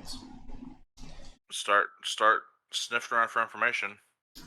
You begin making your way into downtown San Antonio, where The tourists are still clogging the streets, as even this late at night, which is still maybe not even 2 a.m. in the morning. The foot traffic is still pretty heavy. Of course, you know that Mikey and his Nosferatu have a secret area of sorts that runs underneath the Riverwalk, which they call the Underwalk. Not the most creative of names, but hey, it gets the job done. You find a place where you can slip down into the Riverwalk at and be relatively inconspicuous. The entrance lies within one of the many floodgates that line the Riverwalk, and as such is part of the less traveled areas. Tourists hardly ever go over there. There's no shops or fancy restaurants or anything like that on this branch of the Riverwalk. You find a certain access hatch that leads to a old rusty ladder leading down into what appears almost like a sewer system.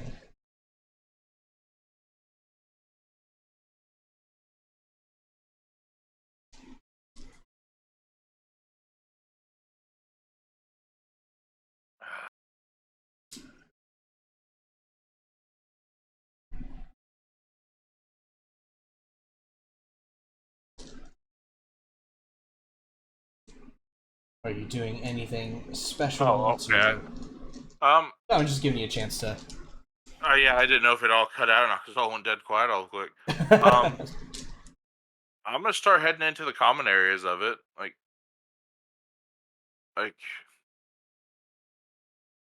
I will. If there's any kind of like someone watched a door, I'm gonna make myself known. But as far as I'm aware, I'm welcome here as long as I'm polite. Yep, and of course, there most certainly is someone watching the entryway. And almost as soon as you've hit the bottom of the ladder and stepped into the tunnel-like system beneath the Riverwalk, you hear a voice, unfamiliar to you. Well, hello there, cousin. I don't think I've ever seen your face around here. So, finally free from the surface worlds, I take off all my masks and coverings and.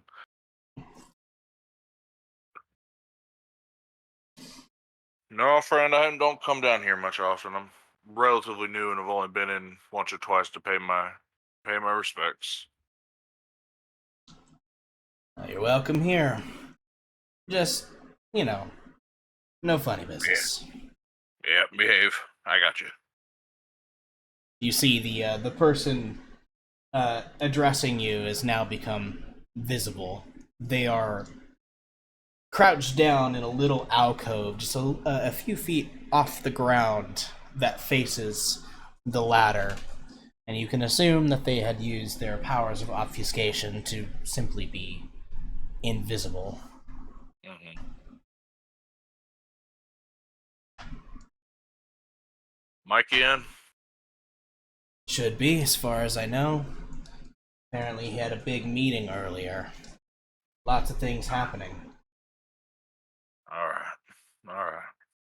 Hey, what's your name, cousin? Waffles. Waffles. I'm Metternich.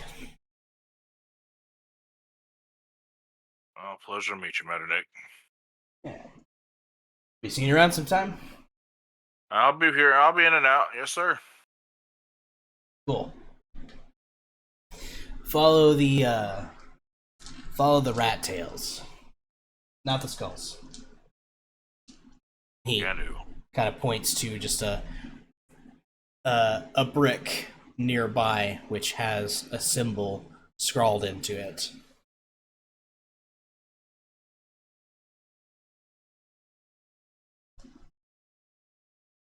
He goes, well, back to guard duty for me. You can do. Best of luck, friend. Then start meandering my way through the underwalk.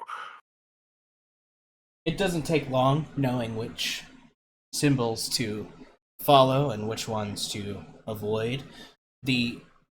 You find out very quickly that the rat tails are drawn in very particular ways, where it almost seems like each depiction of the rat is unique. But the direction that their tail is pointing, which changes every so often, is pointing you to the correct to take the correct pathways. Alright. You find yourself in what almost looks to be a nightclub of sorts. It's lights made out of old concrete mixers that they've strapped to the ceilings, and other various it's almost got a scrapyard look to it. But music is playing, not as loud as if it was actually in use as a nightclub, but there are a few Nosferatu milling about.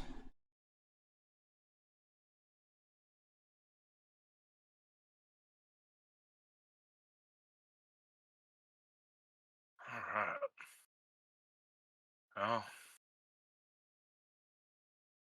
I have one contact I might trust here if she's here, which is my boss or my sire.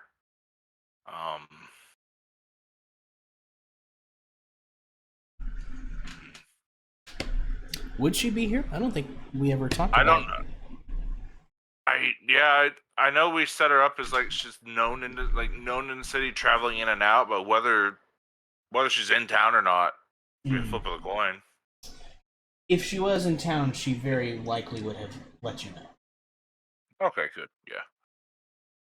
All right. Well,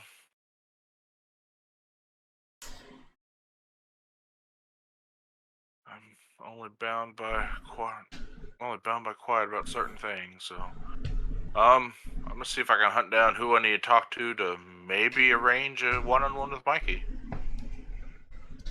As you're looking around, you catch the attention of a rather large individual, a Nosferatu as well, but you can see that he has his jaw is almost like distended and offset, as if he took a someone punched him in the jaw and broke it, and it had just stayed that way.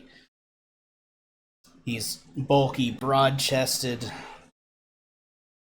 and he stands a few inches taller than you. A big boy. Think I'd recognize a scar like that. You must be new here. Yeah. What can I help you with, cousin? I was looking to see if I could get a little time to speak with Mikey.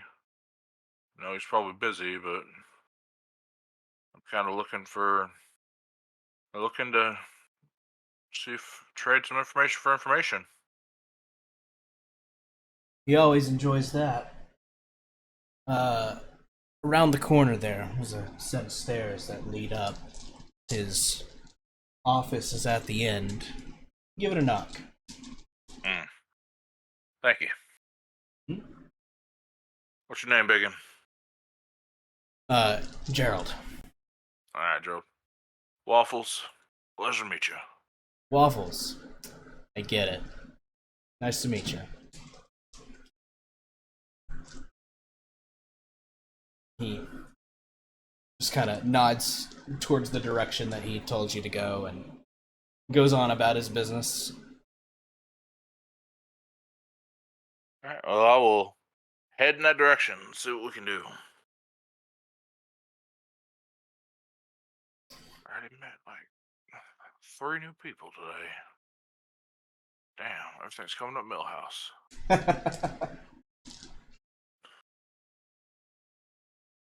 Yeah, I'll proceed up the stairs to looking for the door for the office, and once I get there, or find the likely culprit, I'll just give it a polite tap tap. Come in. And I will walk right in. You walk in and you see Mikey sitting around a bunch of looks to be old computers, their screens turned on and seemingly filled with text or various images. He gives you a quick glance, and he smiles, a rather unsettling, toothy smile. Well. I was wondering when you'd make an appearance. Waffles, right? Yeah. Yes, sir, it's me. You can call me Mikey. Can do, boss, can do. Well, pleasure to meet you. Figured it's about time came down here.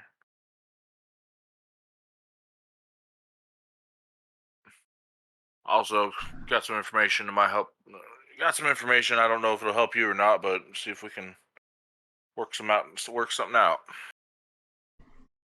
Well, I'm always in the mood to talk information and business. So lay it on me. What do you got? Alright, so I'm gonna assume you're aware of the street drug that started pop up called Crimson. Bad business, that. Yeah, it's fairly rough. I know it's being run by a gang coming out of central Mexico. Run by the leader is one Hector Ruiz. Well, to be frank with you, me and a few others hunted that one down not too long ago, and let's just say that someone got him before we did. Supernatural types. Like us supernatural types? Like us, but the pretty ones. I'm fairly certain, although not 100%. Forgive me my inexperience. I'm fairly certain at least one. What do they call it? Malkavian was involved. Oh, that's always fun. And then I know another one. I don't know if it's the same one or not. If it was, but one of my friends got into a fight with one. Fucked him up pretty good, but happened. But they killed Hector Ruiz, and I know they have ties to some family called the Putanescas. They're bringing this drug in, and I'm thinking, like, it's screaming Sabat influence. I have a little bit of prior experience with that in regards to their drug trade, and I'm connecting the dots, and it's connecting to Sabat, especially considering this gang's out of central Mexico. Hecate Heart Rippers.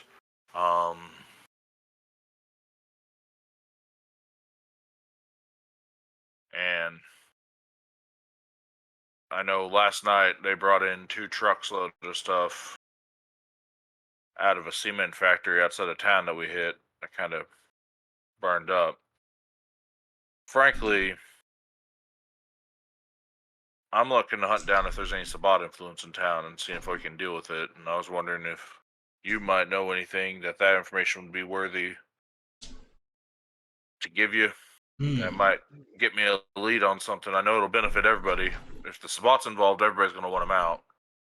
So I figure this might be of mutual benefit to all of us. You can see he kind of sits back for a moment, just digesting all the information that you've given him.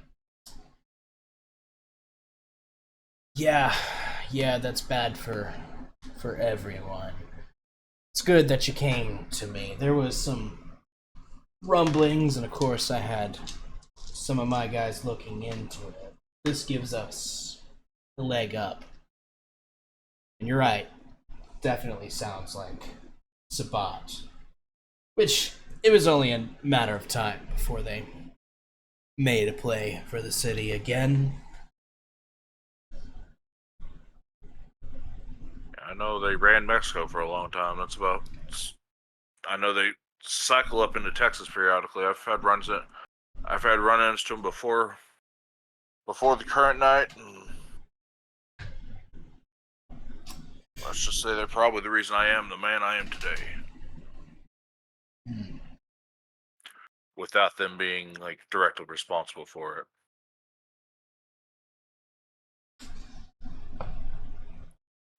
I'll tap my burn marks. Just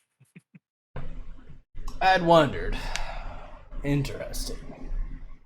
Well, you said you needed a lead on something? What are you trying to find exactly? they've been running this drug trade using what I think is at least partially some family of our type called the Putanescas. I'm just trying to get a more lead on who they might be, because when we lost those trucks last night, everything we had dried up. I could keep chasing this gang, but now their leadership is gone. I think they're just going to be following whoever has control over them, and I don't know how much they'll know. The only name I have on this outside of just a general boogeyman of Sabat is a Putanesca. I'm wondering if there's any leads on them or anybody with that gang that in the city that could help out. Just a nudge in the right direction. Well, the Putanescas have a hand in just about most organized crime, but so does the Camarilla. So, if they're making any major plays here, then we'll find out about it pretty quick. You mentioned these trucks. You got a description of them? License plates? Anything like that?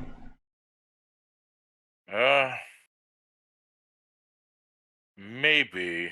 I will pull out a cell phone. I'm trying to be polite. Like, may I? Just shoot a message out. I'm being polite. I know you got tech, but I don't want to assume anyone's comfortable with anything anymore. You can try, but you likely won't have service down here. Yeah. I figured. I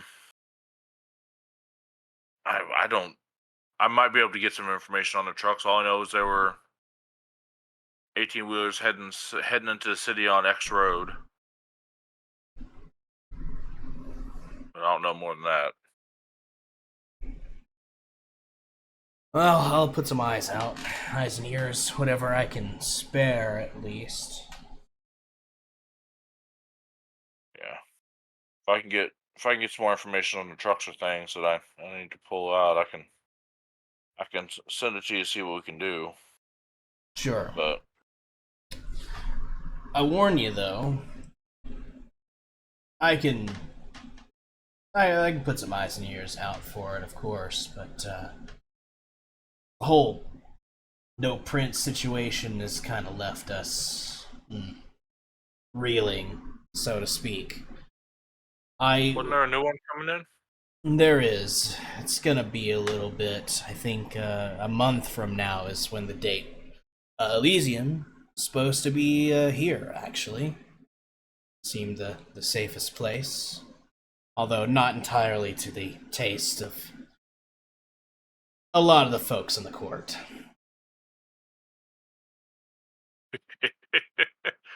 No, but I don't think there's many places more secure or more potential to be secure. My thoughts exactly. But I just stormed an armed compound with armed guards by myself, and I'm not by myself, but with a group of people, and we aren't exactly task force operators. well, everything comes with practice, right? Yeah. Given time. But like I was saying, I wouldn't expect much help from the Camarilla at large, but we help our own. Yeah. That's why I came over to you. Is more than anything is. I mean, I can go to I can go to old Tex, the Baron dude out there, but I don't know him. I don't know him from Jesus, and I know there's the one dude that works for him. I've talked to him once or twice. He's not too bad, but I figured I could probably at least introduce myself to you and get that all possibility of us helping each other out in the air. Absolutely. It might be worth talking to Ricardo. He does a pretty good job of keeping at least some things out of my scope of knowledge over there. He's loyal to the movement for some reason.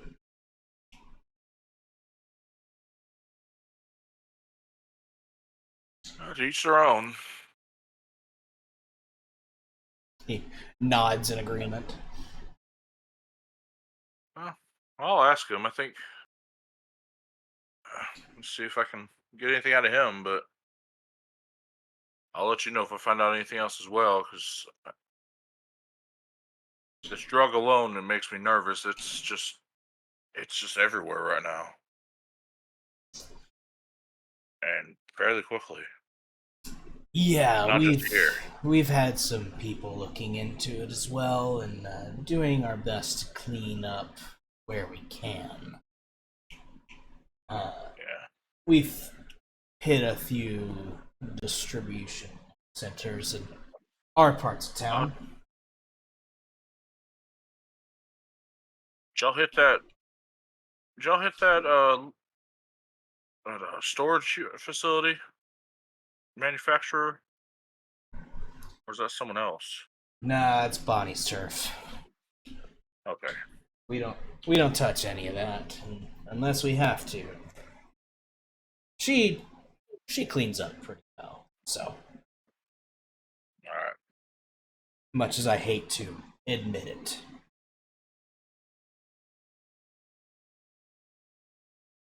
Yeah, her people seem fairly on the level from what experience I have with them. I'd be careful with her if I were you. Just a friendly piece of warning. Oh, 100%. She. I don't need. Go ahead. I was gonna say I don't need some holier than thou venture poking around my head. She whammy ya? Possibly. I don't know. Typical fucking Ventru. Well, let's just say that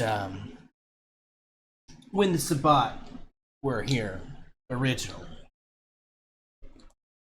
it was quite fortuitous of her to be able to keep her holdings in the city when we and the Anarchs drove them out. But she was here for all that. Okay. So take that for what you will.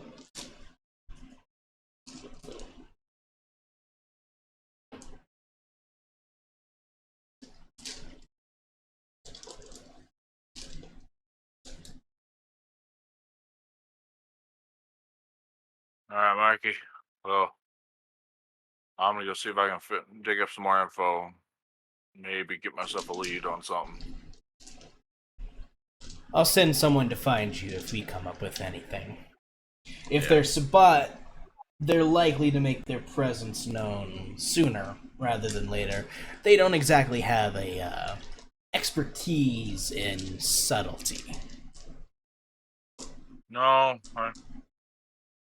I didn't think so. If they were behind that raid we were last night, they were more than happy to blow up a building and set it on fire. Ah, that's what that was. Yeah. Yeah, firebombing is not exactly something they're above. No, sir. Well, pleasure to meet you. Pleasure to meet you, Mikey. Hopefully we'll Likewise. see you again. Work with you in the future. Well, I expect We'll at see the what very least see you in about a month when the I'll Elysium. probably make the appearance just for the sake of making the appearance. Be good to meet the new prince. I'd rather not ruffle. If I'm here, I don't want to ruffle anyone's feathers. It's Elysium, so I'll ruffle them by being there, but less damage. Less damage if someone knows me and knows I didn't show up than if someone knows me and I do show up. the stuck-up Rose Garden will get over it. They need us more than they care to admit. True. Hell, they're holding it here because they couldn't trust their own places. Well, as I understand it, that was a direct request to the prince himself. So they didn't have much choice. Well, if she's going to be something. Yeah, that's curious. Well, I'm going to mosey. You have a good evening, boss. Till next time. Yes, sir. As you take your leave. Oh, go ahead. No, I was basically saying that with that Waffles leaves. Right. Meanwhile, back at the ranch,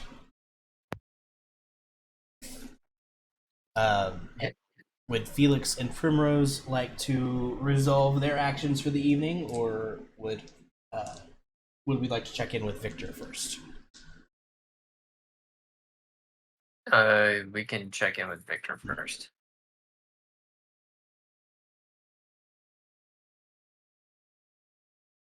Victor? Yeah, that sounds good. When you split up from the group, where do you go and what do you do? I basically,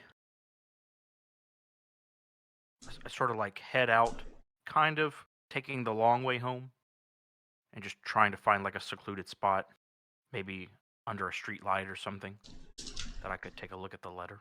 Sure. You pull the letter out once again and confirm that the handwriting on the front is addressed to you is in Catherine's handwriting.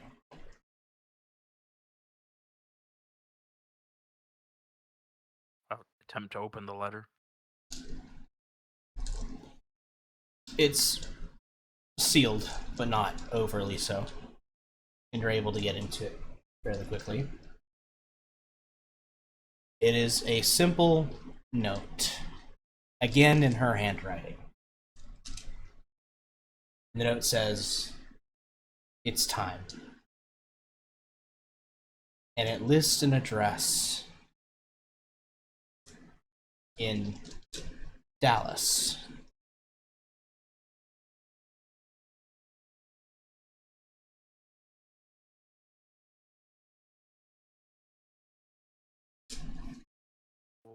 Pull out my phone and I will try to get in touch with Charles.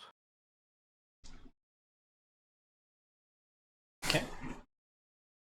Takes a couple rings, but the gruff voice of Charles Dubois answers on the other end.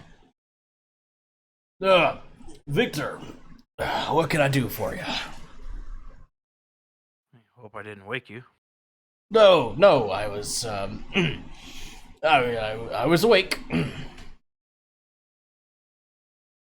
Listen, about our previous arrangement, I'm gonna need to head out of town. Oh? I got enough capital. I can pay for whatever. I need a ride to Dallas as quickly as possible. I have a car here, but I'd rather not leave a trace. Yeah, sure. That can definitely be done. I mean, if it's Dallas, you could leave right now and get there before sunrise. I do have a means of transportation, but like I said, I don't want to leave any trace. See if you might be able to whip something up for me. I know it's really short notice, but I'll make it worth your while. I'm sure we can handle that. You've always come through for me. I appreciate you.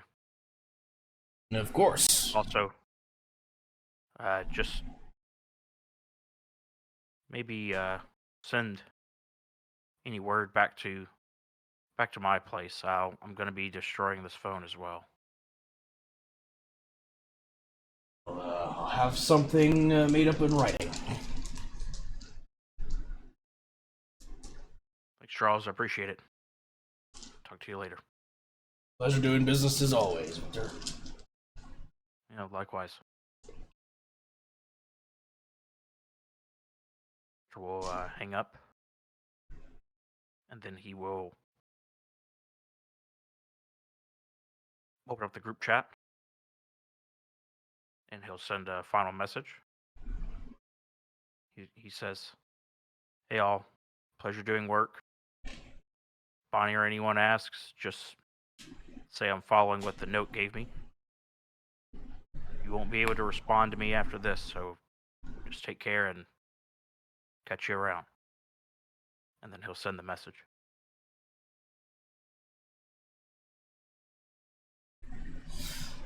Everyone receives this message. Okay. Go ahead, Victor. And after I at least get some sort of idea that the message is sent, I'll basically tear the phone in half, almost like trying to rip a phone book. I'll just attempt to destroy the phone. Alright. Let's have you... Oh, yeah. Let's make this an odd strength and technology roll as you use your strength to smash this phone into such a state it can never be used or no data can be pulled from it. 6 successes is rather a lot of successes. Using your vampiric strength, you are able to basically turn this phone into something akin to powder.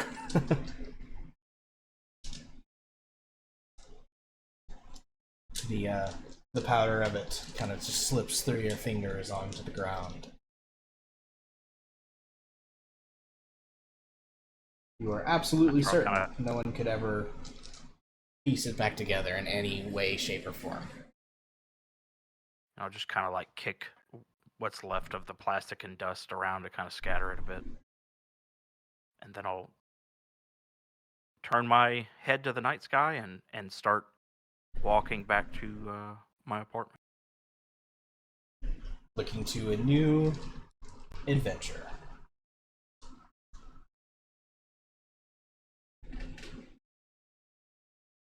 Everyone receives his message. Waffles, you probably don't see it until after you make your way out of the tunnels.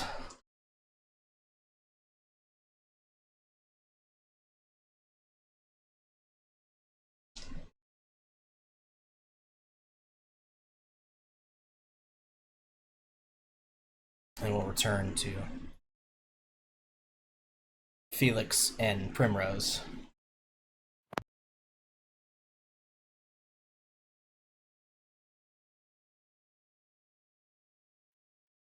Felix will close his flip phone and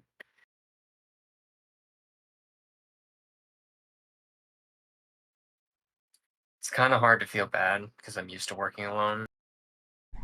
But I will have to say it has been very interesting working with other people. It's a different feeling for somebody else to go.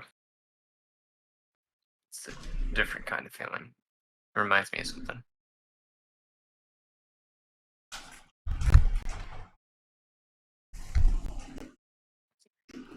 And I'll basically head the truck towards where my gunsmith usually works at. Yep. It's got a small place, one of a few places of such business that are open late at night.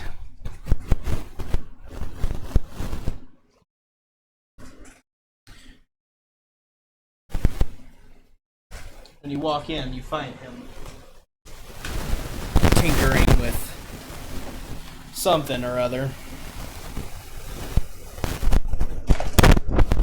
Sorry, my headset is dying, so I'm trying to find my charging cable.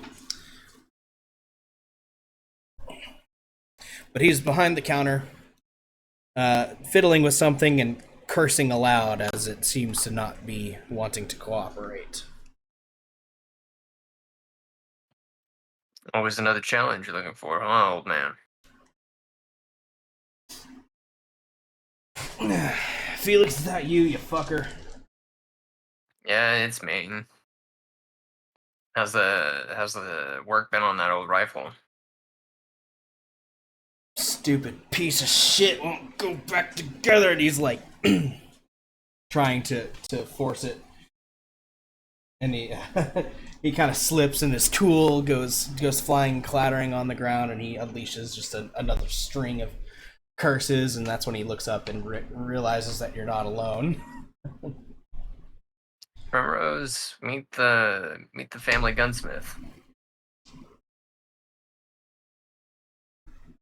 This is the guy that basically supplied generations and generations of firearms to well, we're not the ones who work exclusively with him. There are other people that shop from him, but for as far as I know, from grandpappy to great grandpappy to great great grandpappy, this guy has been in the generation of just making really, really good weapons. You can say it's a bit of a family business. Hey there, Missy. You can call me BBG.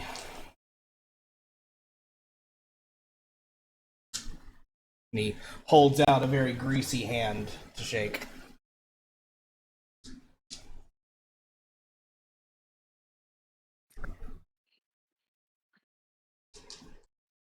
Typically you shake at these times, Primrose, but I'd totally get it if you didn't want to.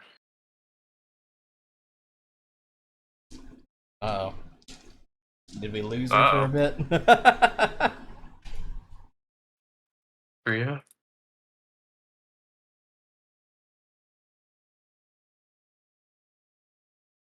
No. Well, she's a little tongue-tied at the moment. She went back to just like the blank glassy stare from earlier. She's like, how did I get here? How did I get here? Who are you? She's Who turned am into I? NPC mode. Oh no. Well, my friend's having a bit of a moment. We just came back from a business meeting. It's kind of tuckered it out a little bit. We'll say she elected to sit out in the car. Okay.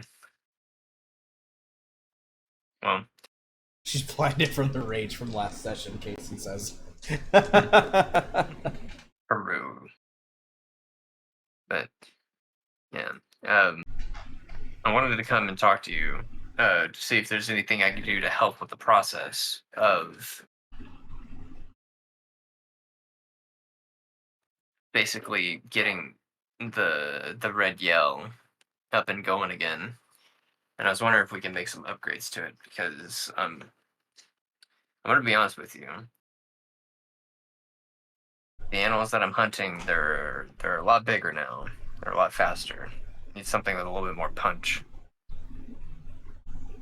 And this weapon that has been in the family for generations that I can't use because I don't know why it burns. I don't. Just to use the damn thing. It's such a weird notion. Yeah, didn't we talk about this? I think I said you had to go see a priest or something.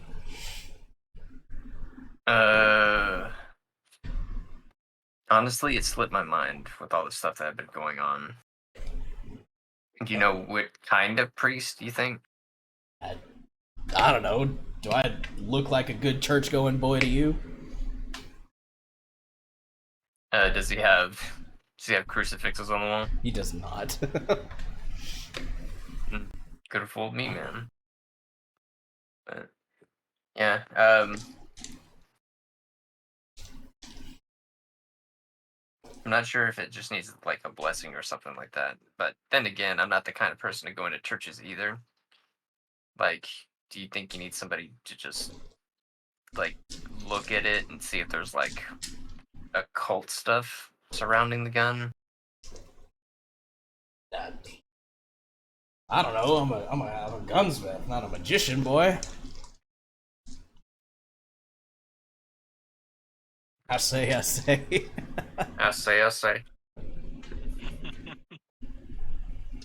Oh no, he's Um, the foghorn leghorn. Well, in the meantime, do you have something of higher caliber that I can use, like a bolt action? I'm sure I got something kicking around down here, and he shoves his current project aside and starts digging through some crates. Got any particular preference on caliber? Individual said 4570 since it won the West. Are you a cowboy now? I work on a ranch. Yeah, I heard it the minute I said it. He pulls forth an older, but still solidly and well maintained lever action rifle. Ain't exactly what you're used to, but it'll punch a hole in something pretty good. Yeah, It'll be a little faster than your bolt action as well. yeah. I grew up with bolt actions though, but if it's big enough and it'll do a bigger punch, I'll go ahead and take it. You need me to do the paperwork like normal? As in, none of it? Exactly. Alright. Well, here's for your trouble, and I'll give him a nice upfront wad of cash for it. Alright. We'll say between the purchase of the vehicle and this purchase at the same time, we'll have you go down a thing in resources for the time being. Fuck, I'm poor. Don't you have like 4 resources? Fuck, I'm poor. Hello, Living I'm life. sorry Hello, welcome back. for my absence. I was sleeping in the car. No one woke me up. But Meta, I was talking to my sister. I'm sorry. No, it's all good. Yeah, we just said that you elected to stay in the car for a moment, but of course you can decide that Primrose gets bored and walks in. Yeah. I see the wad of cash. Whoa. BBG kind of looks up and like looks between you and Primrose, Felix. She's a coworker. This is Primrose. Primrose, this is BBG. BBG. Yeah, pleasure to meet you. Coworker, huh? Sure, heard that before. BBG. BBG. I walk up and I'm like, BBG, did your mom name you BBG? Nope, chose it for myself. Wow. Yeah. Why? Well, because it's the 3 things most important to me. Boobs, butts, and guns? Well, beer, boobs, and guns. But what about butts? Not an ass man. I like what I like. True. I guess that's true. Well, I pretty much got what I was looking for. Is there anything in particular that you're looking for? You said a bulletproof vest. I don't know if you carry that shit in here, BBG. Not currently, but I could get it. Yeah. How fancy we talking? Kind of plates, or just don't like Kevlar? It's to stop bullets. But nothing too What heavy as kind to of bullets? Nothing too heavy. Okay, I gotcha. Yeah, Do you I'm know pretty how quick. strong you are? Yeah, I'm quick and strong, but I also don't want to be not stealthy. I don't know how vests work. Is I it a don't jingle? I don't know what tabletop games you've been playing, but this ain't plate armor from like high fantasy and all that shit. I put away my staff. No wizard for you. Crushing my dreams, man. So What? that wad of cash gonna pay for it? Or Whenever he gets it, I'll pay him for it. Unless you need it up front, BBG. Nah, we've done business together before. I'll get it for you. Thank you, sir. You can have it shipped, and when my boys get it, they'll come bring you your payment. Sounds good. Other than that, I got what I'm looking for. And I'll hold up like the rifle. Say, dude, can you put like these two things together, and I'll like procure the box that Waffles got me and the lever action. The rifle sling. Yeah, how does this shit work? Yeah, I got some stuff I can put together.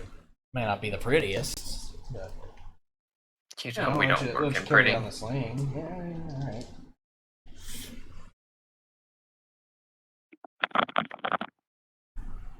He takes it in the back, and a string of curses follow as he works on it. Don't worry about the cursing. It's part of the process. You know how like preachers like bless their shit whenever they're working and stuff. He actually curses the weapon. It actually works. W Riz. put in that Scooby-Doo on that. Oh no. The what now? That Scooby-Doo toilet all up in your Ohio or something. What are you talking about? I don't know. L Riz. Elriz. God, I sure hope they don't make a song like Elvira, but they just call it Elriz. Yeah. Basically, BBG Probably comes been back done. a few moments later, having just attached some mounts to attach it to the rifle sling. Nice. Look, Primrose, no hands. Very cool. You have to Well, enjoy shit. some things. Wish I owned a suppressor. I just put photos of your guns into a chat. It's like, yeah, I got that. Are That's those? what I've been doing. That's what I've been doing. Yeah, it's a 1894 lever action up above, and then he's like, "How do you put a sling on it?" And I'm like, "I got one of those too." Yeah, are Yeah. either those the ones you got at the gun show recently, or? No, that one's still in there. No, Nice.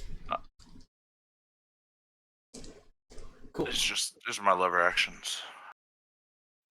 Now he brings up a point.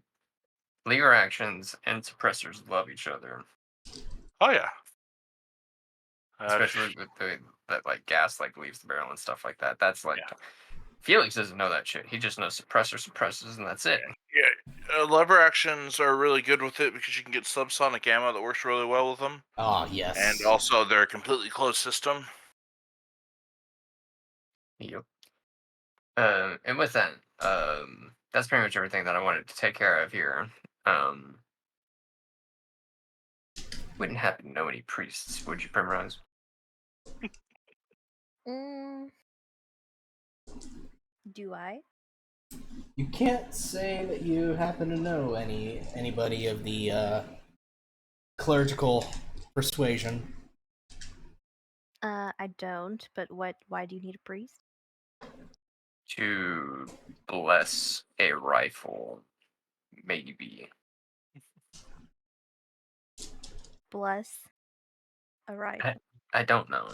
Literally, I have a family heirloom of a rifle that I can't use anymore because it burns my hands to even hold the damn thing. And I'm trying to and I'm really trying to figure out how to get it to stop doing that. And I'm blaming what I am now. Felix, make me a intelligence and awareness check for me, please.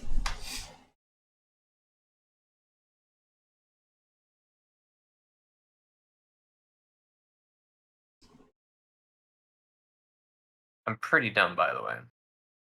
Same. You got 3 successes though. Holy, that's the max. Come to think that's of almost it, the max. the way you've just described what happens when you try to touch the rifle almost exactly matches the description of what Anastasia had told you earlier about wards.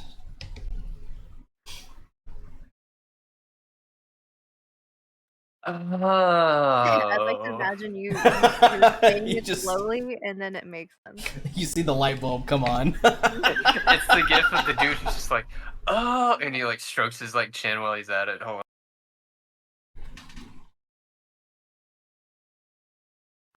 Oh my god, it's the first one.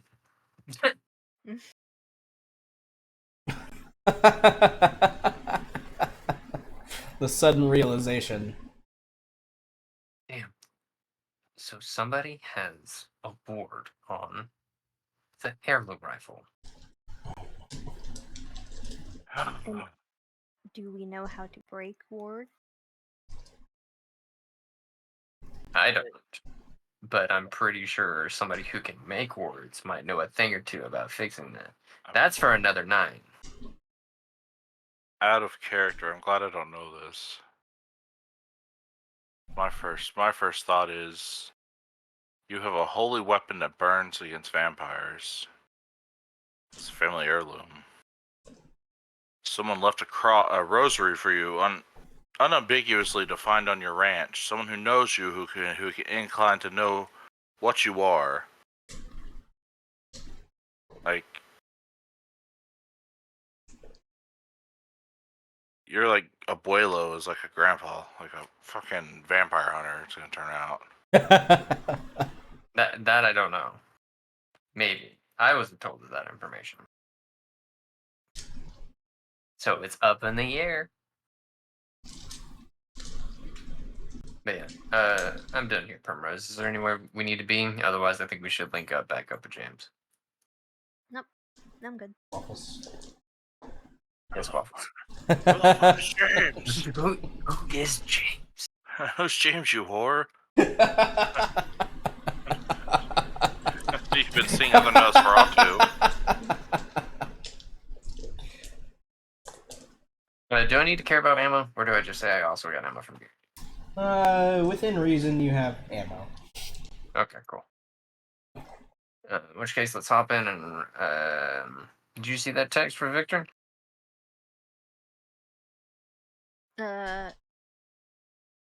No, yes. No. I did not. You check the group chat, and there is a message from Victor. Explaining that, what was the wording of your message, Victor? Something on the context of like, hey all, I'm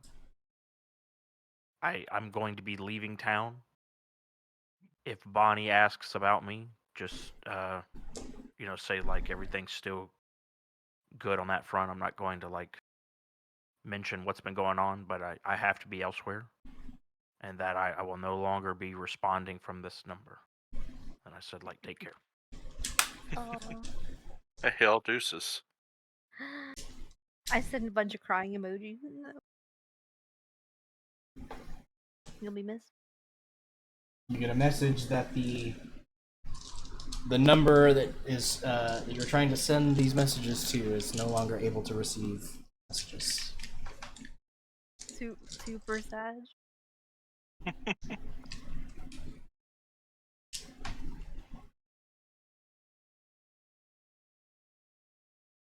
And then there were 3. Odd coincidence. We meet Bonnie, she plays with her head, and next thing we know, one of our people is running away terrified.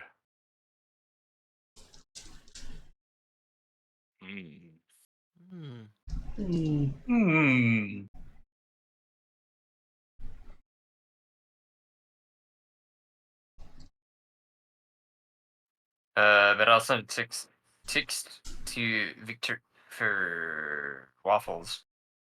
Just finished up here. Where you want to meet up?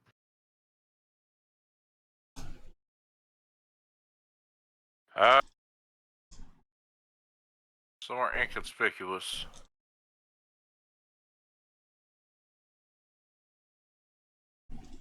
Not Whataburger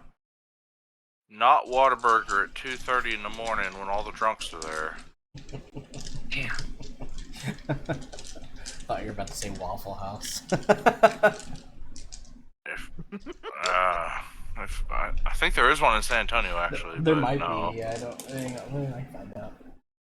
But yeah. No. Yeah, we really need. We gotta set up somewhere to meet that's more secluded. Well, you'll get a text that I'm working on something to get it set up with like an easier and safer place to set up on campus. Hell, anyway, yeah. Meet over. Hell, let's meet at the lot we met last time at. Sure. I'll go to our empty lot in the corner of what's it's Imagine Who's It's.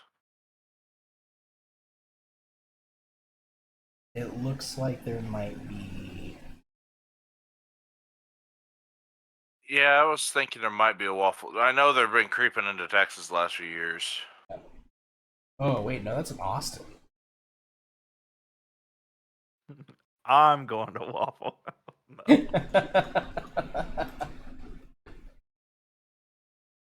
That's the only way we'll know we're safe. Yeah, none in San Antonio, but there are 4 of them in Austin. What about like a Denny's? Oh, there's definitely a Denny's. Oh, yeah.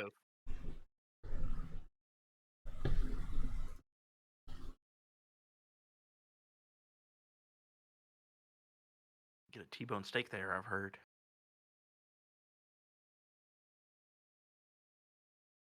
You can, but it's at Denny's. You can, but it's a steak from Denny's.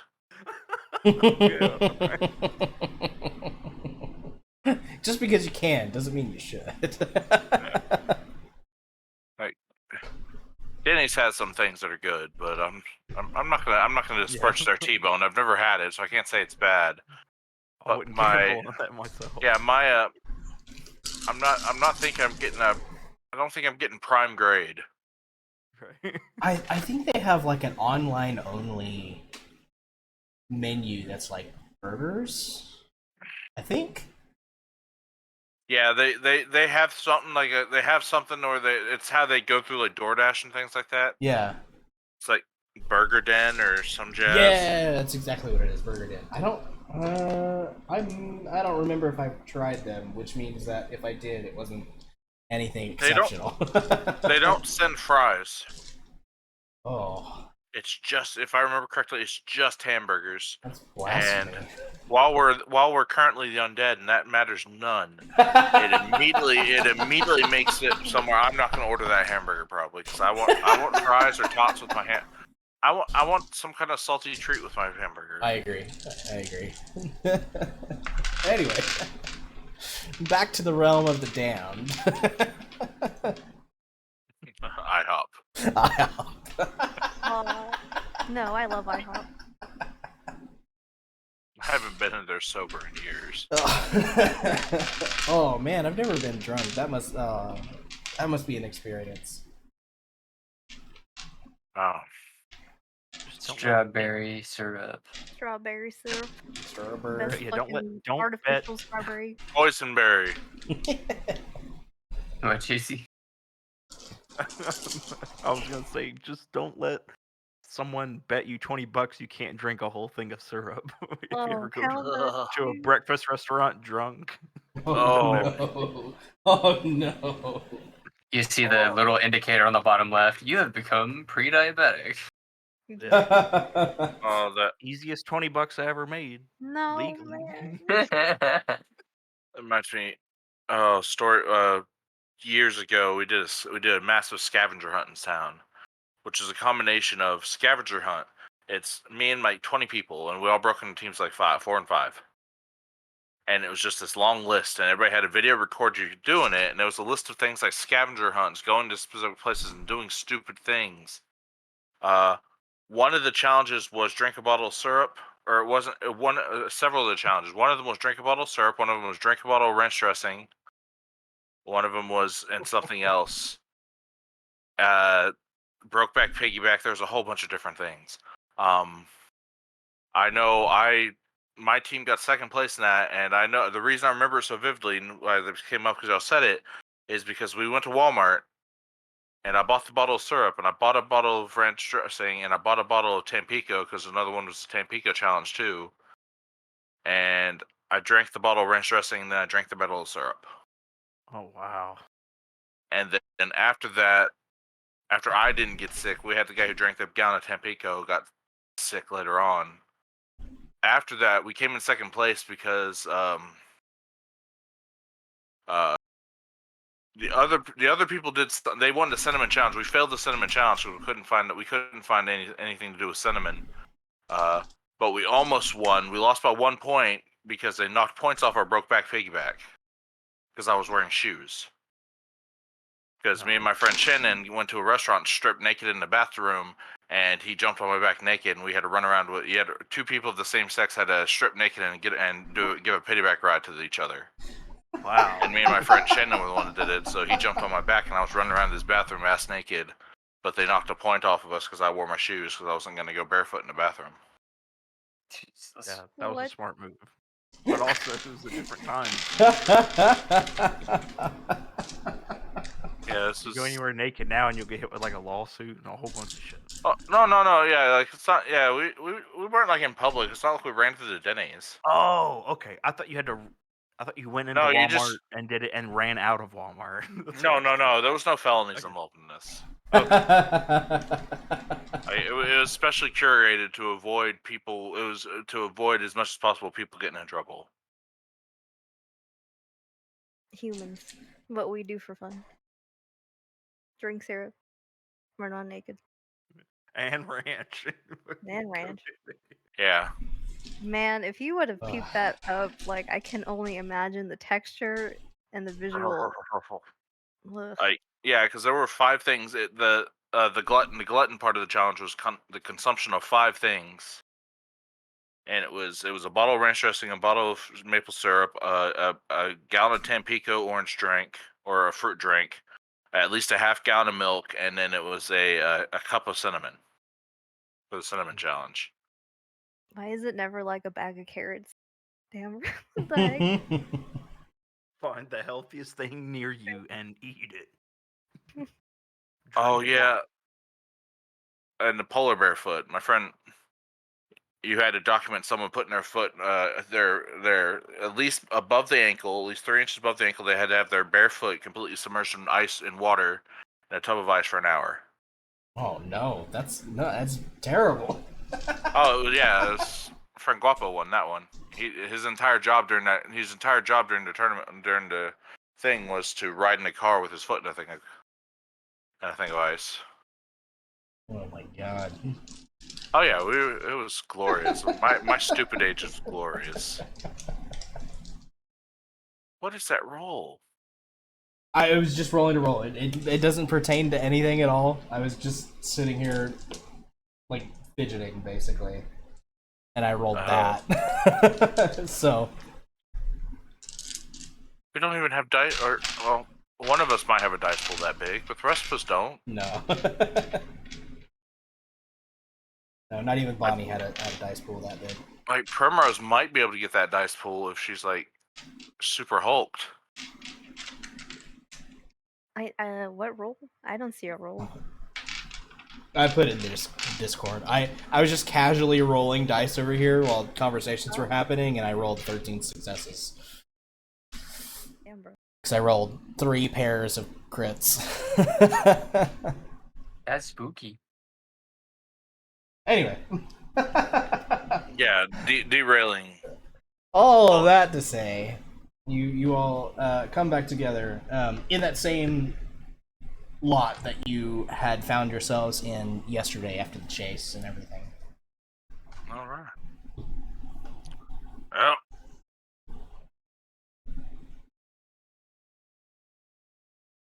Yeah. You found Follow- anything of note? Oh, we lost Squeaky. Yeah. Nah. Do you remember the license plates or the make and model of those trucks we all chasing? The license plates we didn't get because it was pretty damn hectic. There's a lot of smoke coming out of that car. That's unfortunate, but understandable. But as far as like the make and model, I might be able to point out. I would be able to point that out, right, Topher? Or am I that dumb? My intelligence is pretty low. It's 1 pip. Let's make it intelligence and awareness. I See know if you they're not remember. Tonka because I know Tonka trucks, and they aren't Tonka trucks. Forward it. Yeah, Intelligence what? Intelligence, basically the same roll you just made a little bit ago. some off-brand like Ford. Intelligence and awareness. One of those things the pores drive. Mega blocks. Mega. Well, 2 successes. That's not terrible. Okay. You recall that the trucks were fairly nondescript, but you remember that they were both red. The trailers themselves were also nondescript and just a plain white with no identifying markings on them.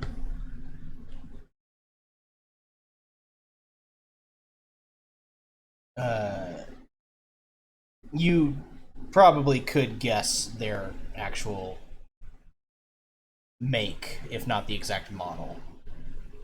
They basically look like this, but I think they made them as nondescript as possible to avoid being ID'd. Which basically means we had 2 ghost trucks and trailers that disappeared in the night during a high-speed chase that nobody is saying anything about, because I'm pretty sure I checked the news and it wasn't on anything. What road were you on? It was on that highway, leaving that facility. It was northbound, I believe. Yes. There we go. Alright. But it was quite late at night, meaning there wasn't really anybody So, on that stretch of road at the time. 2 trucks northbound heading into town at 3 a.m. Roughly. I could probably get a more accurate time. So you're going quickly with following the speed limit. They'd cross into town. If they went into town, they cross into town there. So I might be able to pull info off of street cameras and get that. You get more information on them. Yeah, could do that. That's gonna be hard, but it's a possibility. Mac don't know nothing right now. I got Mac. I think hopefully he's gonna help. He's gonna look into it and see what he can find out. I can still meet with. I've at least met the old Baron's Nosh sheriff type.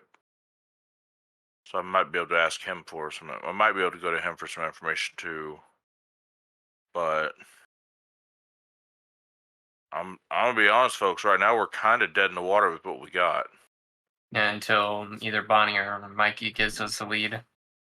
If Yeah, I should probably leave it till next week to let stuff happen, and then we could make the right step forward. I still talk to Rick with the Barons people and see if they maybe put some feelers there. And I still need to rip through that hard drive I found and see if I can dig up any info off that. That's going to take time because I don't know how much data's on it. Like, it's probably all camera footage, so it's going to take time just to sift through it. Mm-hmm.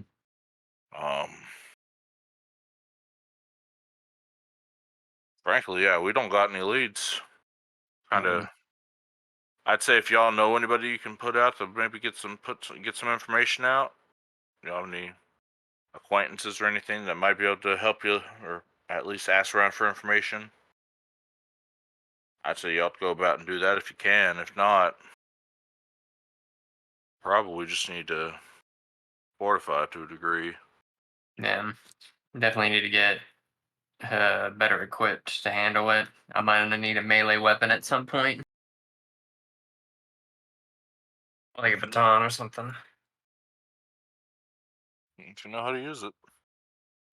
I can swing things better than my fists.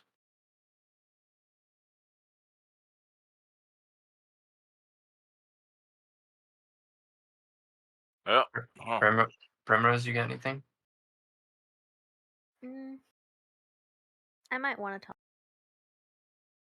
to a couple people All about right. certain occult things that we have encountered. Magic. Magic. But I think just kind of waiting on our two leads to come up with something in terms of doing anything is probably the best. So I agree. Kind of just do our own thing and wait. Basically, yeah. Yeah, I can. Yeah, that's what I'd say. Is pretty much do your own. Like, we all have our different strengths, so just work towards them. I'm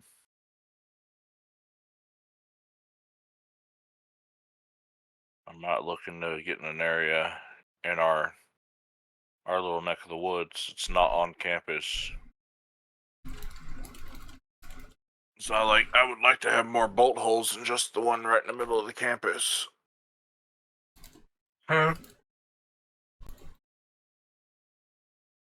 Yeah, I should be able to get this sorted either this week or next week.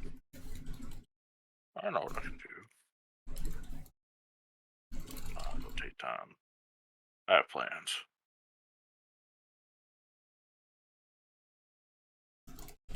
All right. Sound like a plan, everybody? Yep. All right. All right. Let's. Then, unless anyone has anything they would like to do this evening, I think that might be a good place to call it, and kind of let things play out. Let you start digging into a few of the things that you guys have, and talk about some of those things next time. Yeah.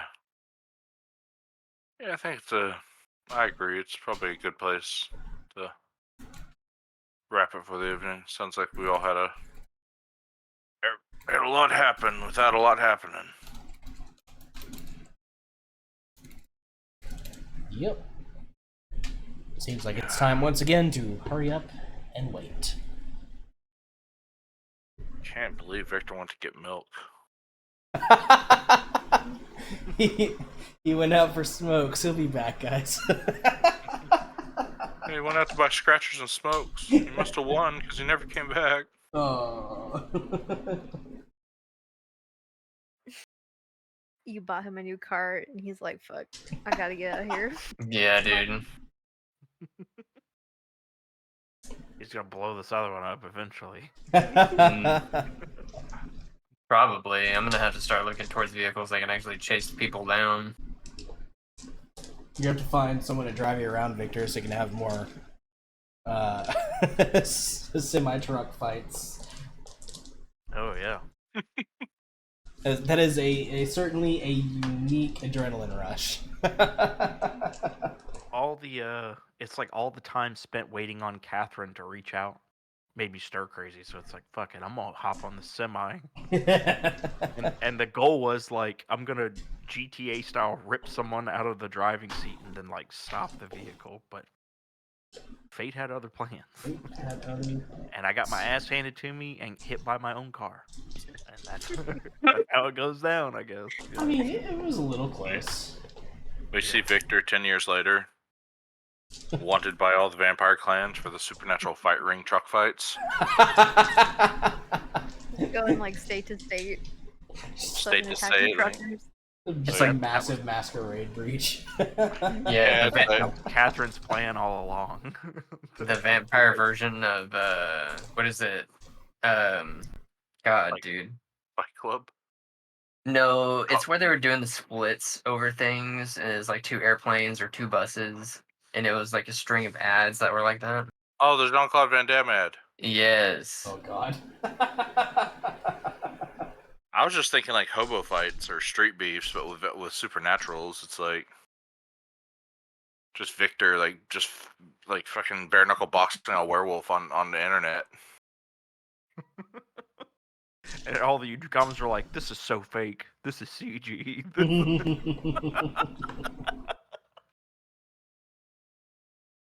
Man, AI videos getting out of hand. You want Inquisition? This is how you get Inquisitions.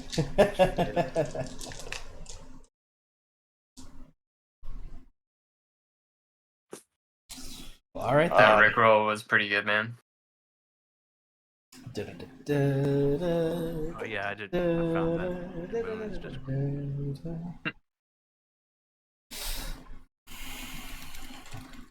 I put my guns away now. I'm sad.